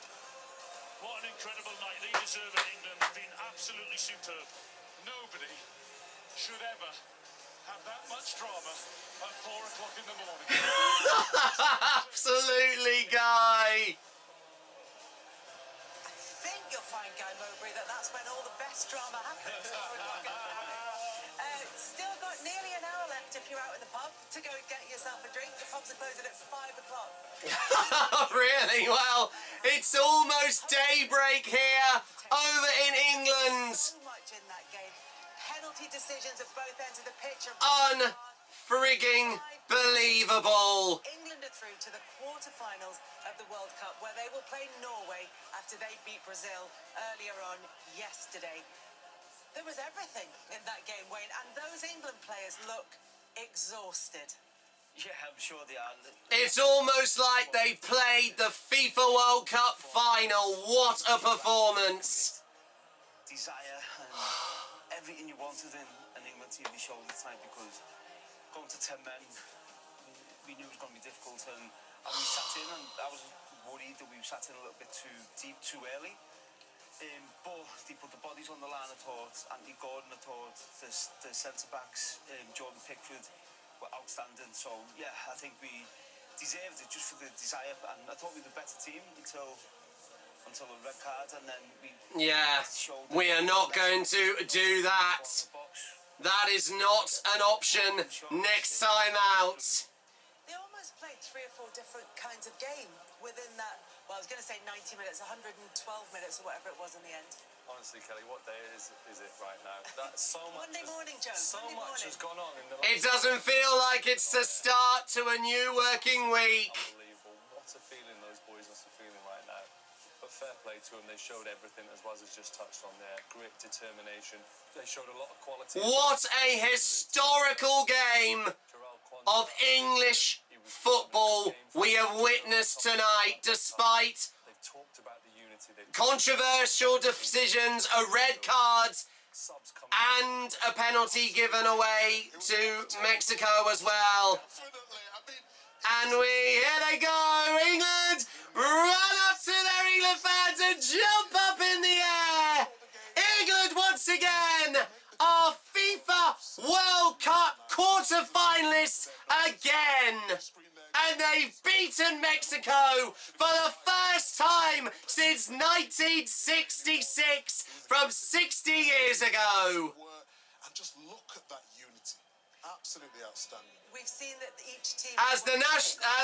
Of course, the anthem of England, Wonderwall from Oasis plays, but we're going to cut that out right now. Oh my goodness me. If you thought the comeback from the Democratic Republic of the Congo was unbelievable, this performance tonight, and as of this morning, was on a level unlike no other I've ever experienced as an England fan. Once again, to clarify, and we didn't just have to rely on God, but not the hand of it, not robbed of a penalty, and despite a red card to Gerald Kwanzaa, they still played one of the most incredible games of football, down to 10 men, I have ever seen, and I've been so thankful and grateful to record every single minute of this game, which I'll look back most fondly. Full-time score after an unbelievable 11 minutes of stoppage time. I think I've just heard my sister Hannah downstairs screaming her complete arse off, pardon my language. But England somehow, someway, have beaten Mexico. Full-time score here at the Azteca Stadium in Mexico City. History has been made. England win over Mexico with a final full-time score. England 3, Mexico 2. See you in the quarterfinals, Norway.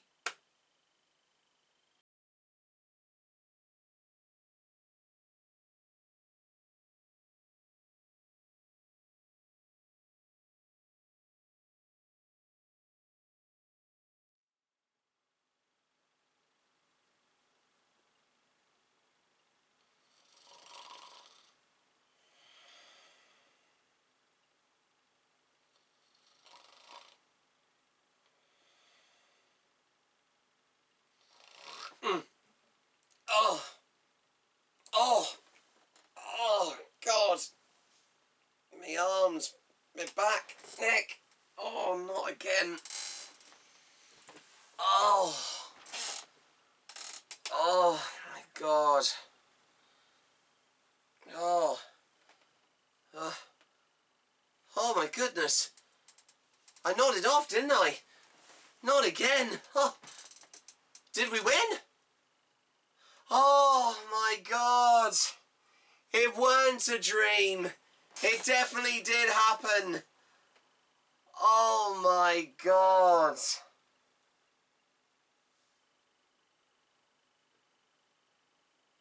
I have no words. I can't believe what I had just witnessed from... It's not the morning now, is it? Oh my goodness. It almost feels like it was already still the same as I looked a few hours ago. Oh my goodness me. Well, this is what happens when you have a game played at a ridiculous time in the morning. Unbelievable. Well, sorry about that, everybody. I can only thoroughly apologise for nodding off, but once again, that is the most latest game that we've had so far in this FIFA World Cup. But unbelievably, historically, for the first time since 1966, and also at the home stadium of the Azteca Stadium in Mexico City, and one of the most remarkable and phenomenal performances of defence I have ever seen from an England football team in history. England have won over Mexico, and once again, to clarify, are going through to face Norway in the quarterfinals on the 11th of July at once again the Hard Rock City Stadium in Miami.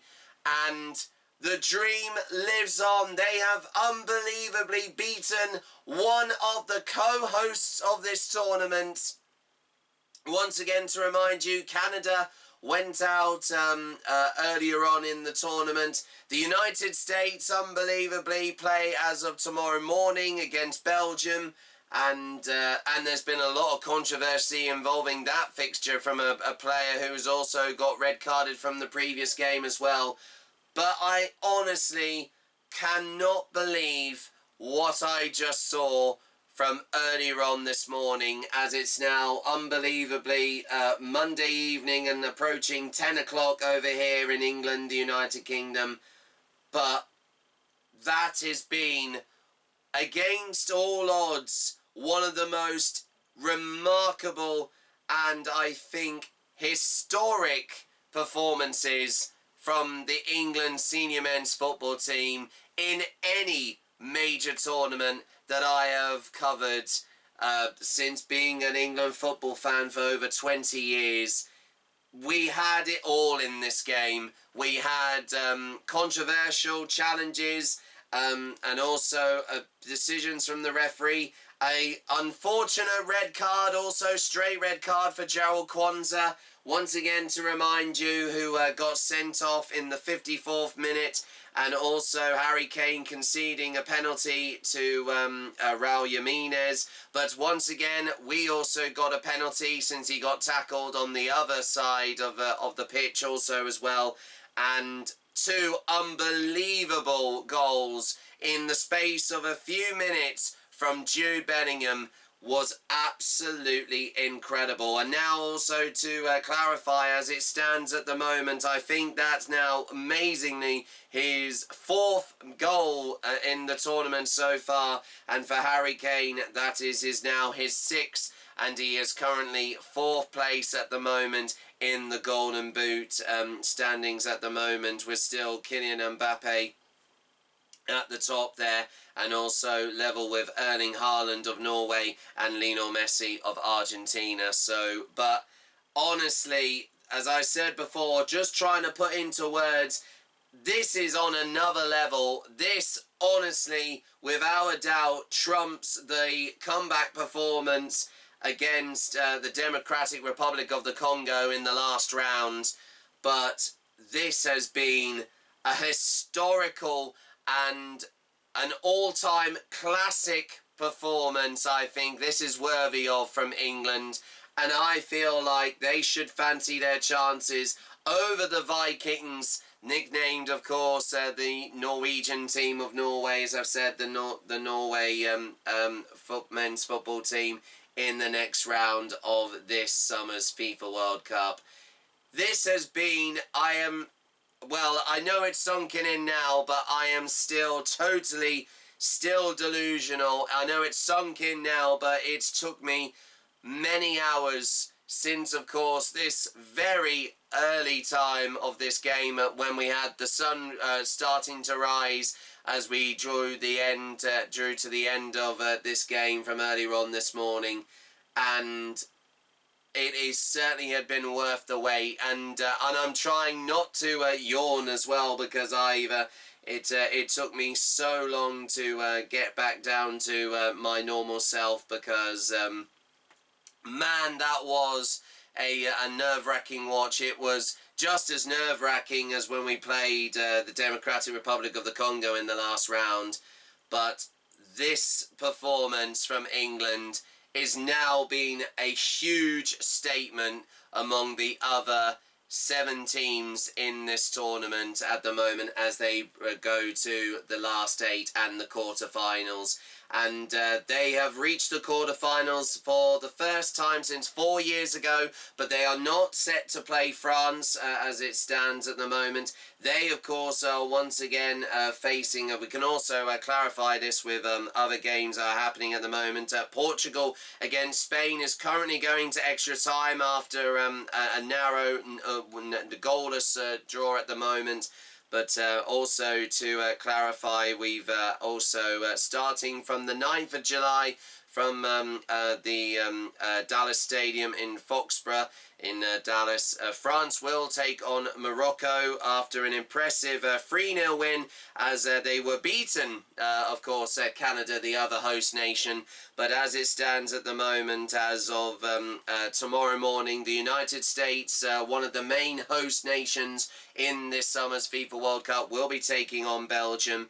And also from the day after that, on the 7th of July, the current World Cup champions Argentina will take on Egypt in Atlanta, the Mercedes-Benz Stadium, where England previously played against the Democratic Republic of the Congo once again. And also in Vancouver in Canada, Switzerland will take on Colombia. And whoever once again wins those 2 matches will be facing each other in the other quarter-final. But as it stands at the moment, we already have one courtesy, like I said, with France against Morocco. But with the results from the other 2 knockout round of 16 games, with once again currently Portugal against Spain and also the United States of America against Belgium, they will determine the second quarter-final matchup, while Norway and England has already been confirmed as of from earlier on this morning. And then we'll have that that will be played alongside the second one, which will be taking place at the Kansas City Stadium, also in Kansas City. And that could be either Argentina or Egypt against, once again, Switzerland or Colombia. But we'll have more clarification on that. We'd also like to remind you, we will, of course, be doing a extra time edition of this quite unbelievable and, as I said, historic match from England. This has been a game which I know that was going to be the toughest one of the tournament, and I know that possibly Norway could be almost on a very similar level, but these were hard opponents. But the way that England played, despite going down to 10 men, has been a real impressive statement, and we're going to hear, of course, once again from all of the people who contributed. I think most of the team are all to have played their part as of earlier on this morning, along with the captain, Harry Kane. We've also got a very amusing interview with him because he had a bit of a hoarse voice after passionately celebrating after England's remarkable all-time historical victory over the El Tri, as the nickname the Mexicans, and once again they are now clarified to going out of this tournament in an impressive 3-2 win, to clarify, with the goals once again from Jude Bellingham and a penalty from Harry Kane. But Mexico have been brilliant, of course, a brilliant team to go this far, but a historic win over, of course, Mexico at the Azteca Stadium. That is now their third time they have been defeated at home, but a historical win for England, making up for last time over 40 years ago when they were beaten by Argentina 2-1 with the infamous hand of God from the late Diego Maradona. But thank God we didn't just have to rely on God just to get to this particular result. We honestly played for so many miracles. The referee, at times, even though he was Australian, had things against England at times during the match. You might remember from some of the reactions that we had earlier on. But honestly, without sounding too repetitive, I feel like that there's nothing else much to say, but if you have managed to stay up with us, thank you so much for watching. It has been the most, I think, well-deserved and most rewarding time for you to bravely stay up late with us here on JackpotButtonLewis Sport Productions. This is a game that we'll look back on for many, many years to come. This game has become an all-time classic for England at the FIFA World Cup, and so many fans across the nation will once again see this and look back on this incredible match fixture for once again many years to come. So with that being said, before I go any more delusional, I'm going to wrap this up. Thanks so much everyone for you watching here on, once again, YouTube on episode, make that unbelievably number 7 and titled El Tri of World Cup 26, the America's Dream, my World Cup football vlog series. And as always, if you have enjoyed this episode, don't forget to give it a like, comment down below on your thoughts of this particular match, which I'm sure some of you England fans will definitely have to have some very interesting words, even if you can find them from absolutely nowhere, to describe the experience and the occasion that this England team have had. And honestly, if that game has been anything to go by, as much as we could fear Norway, and they had done well to beat Brazil from, of course, from yesterday evening, once again winning 2-1. It is going to be very interesting to know now that Argentina are now the only South American side left in this tournament as the current champions. But they might have a very interesting matchup with Egypt since they miraculously beat, I think from what I recall, actually, it was another impressive result once again for once again Egypt, who amazingly won over Australia in the knockout round of 32 previously.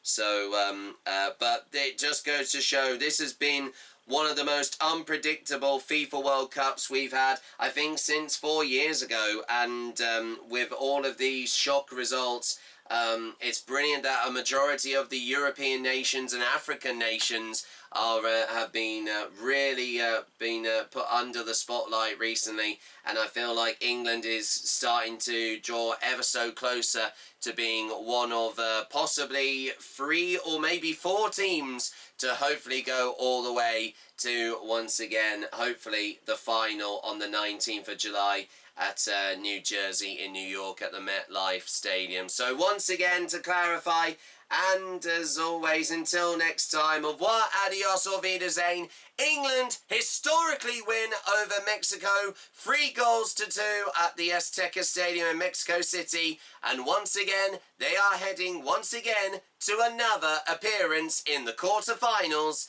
of this summer's FIFA World Cup. We'll be here from, once again, to remind you, with ITV Sport coverage from 10 o'clock in the evening, and but we'll be filming, of course, ahead of time, because unbelievably we've also got something very exciting lined up, also happening on the very same night before England play as well, and we'll have more information on that on World Cup 26, the America's Dream Overtime, when we look back on this quite remarkable and historical match fixture for, once again, England winning over Mexico. From me, Jack Wright, thanks very much for watching, and as always, until next time, thanks very much for watching, and we'll see you in just a few days' time as England head to the quarterfinals, as the, once again, World Cup dream continues, as always, as after a truly remarkable early morning fixture that once again will be remembered by all England fans across the nation over Mexico, as they go on to face the Vikings of Norway in the quarterfinals of this summer's FIFA World Cup. Thanks for watching. Now you can go and get yourselves a very good rest for a few days' time for the next round of this quite remarkable FIFA World Cup football tournament. Thanks for watching. Goodbye, and what an unbelievable and indescribable night of English football history.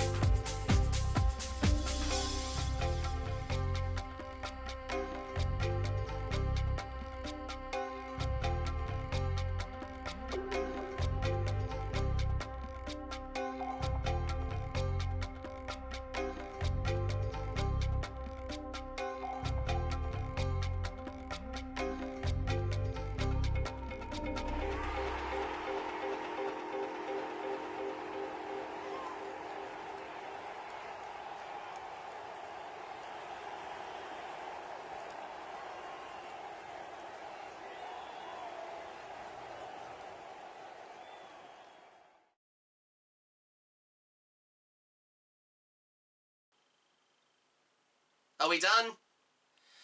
Oh, my words. I can't believe it.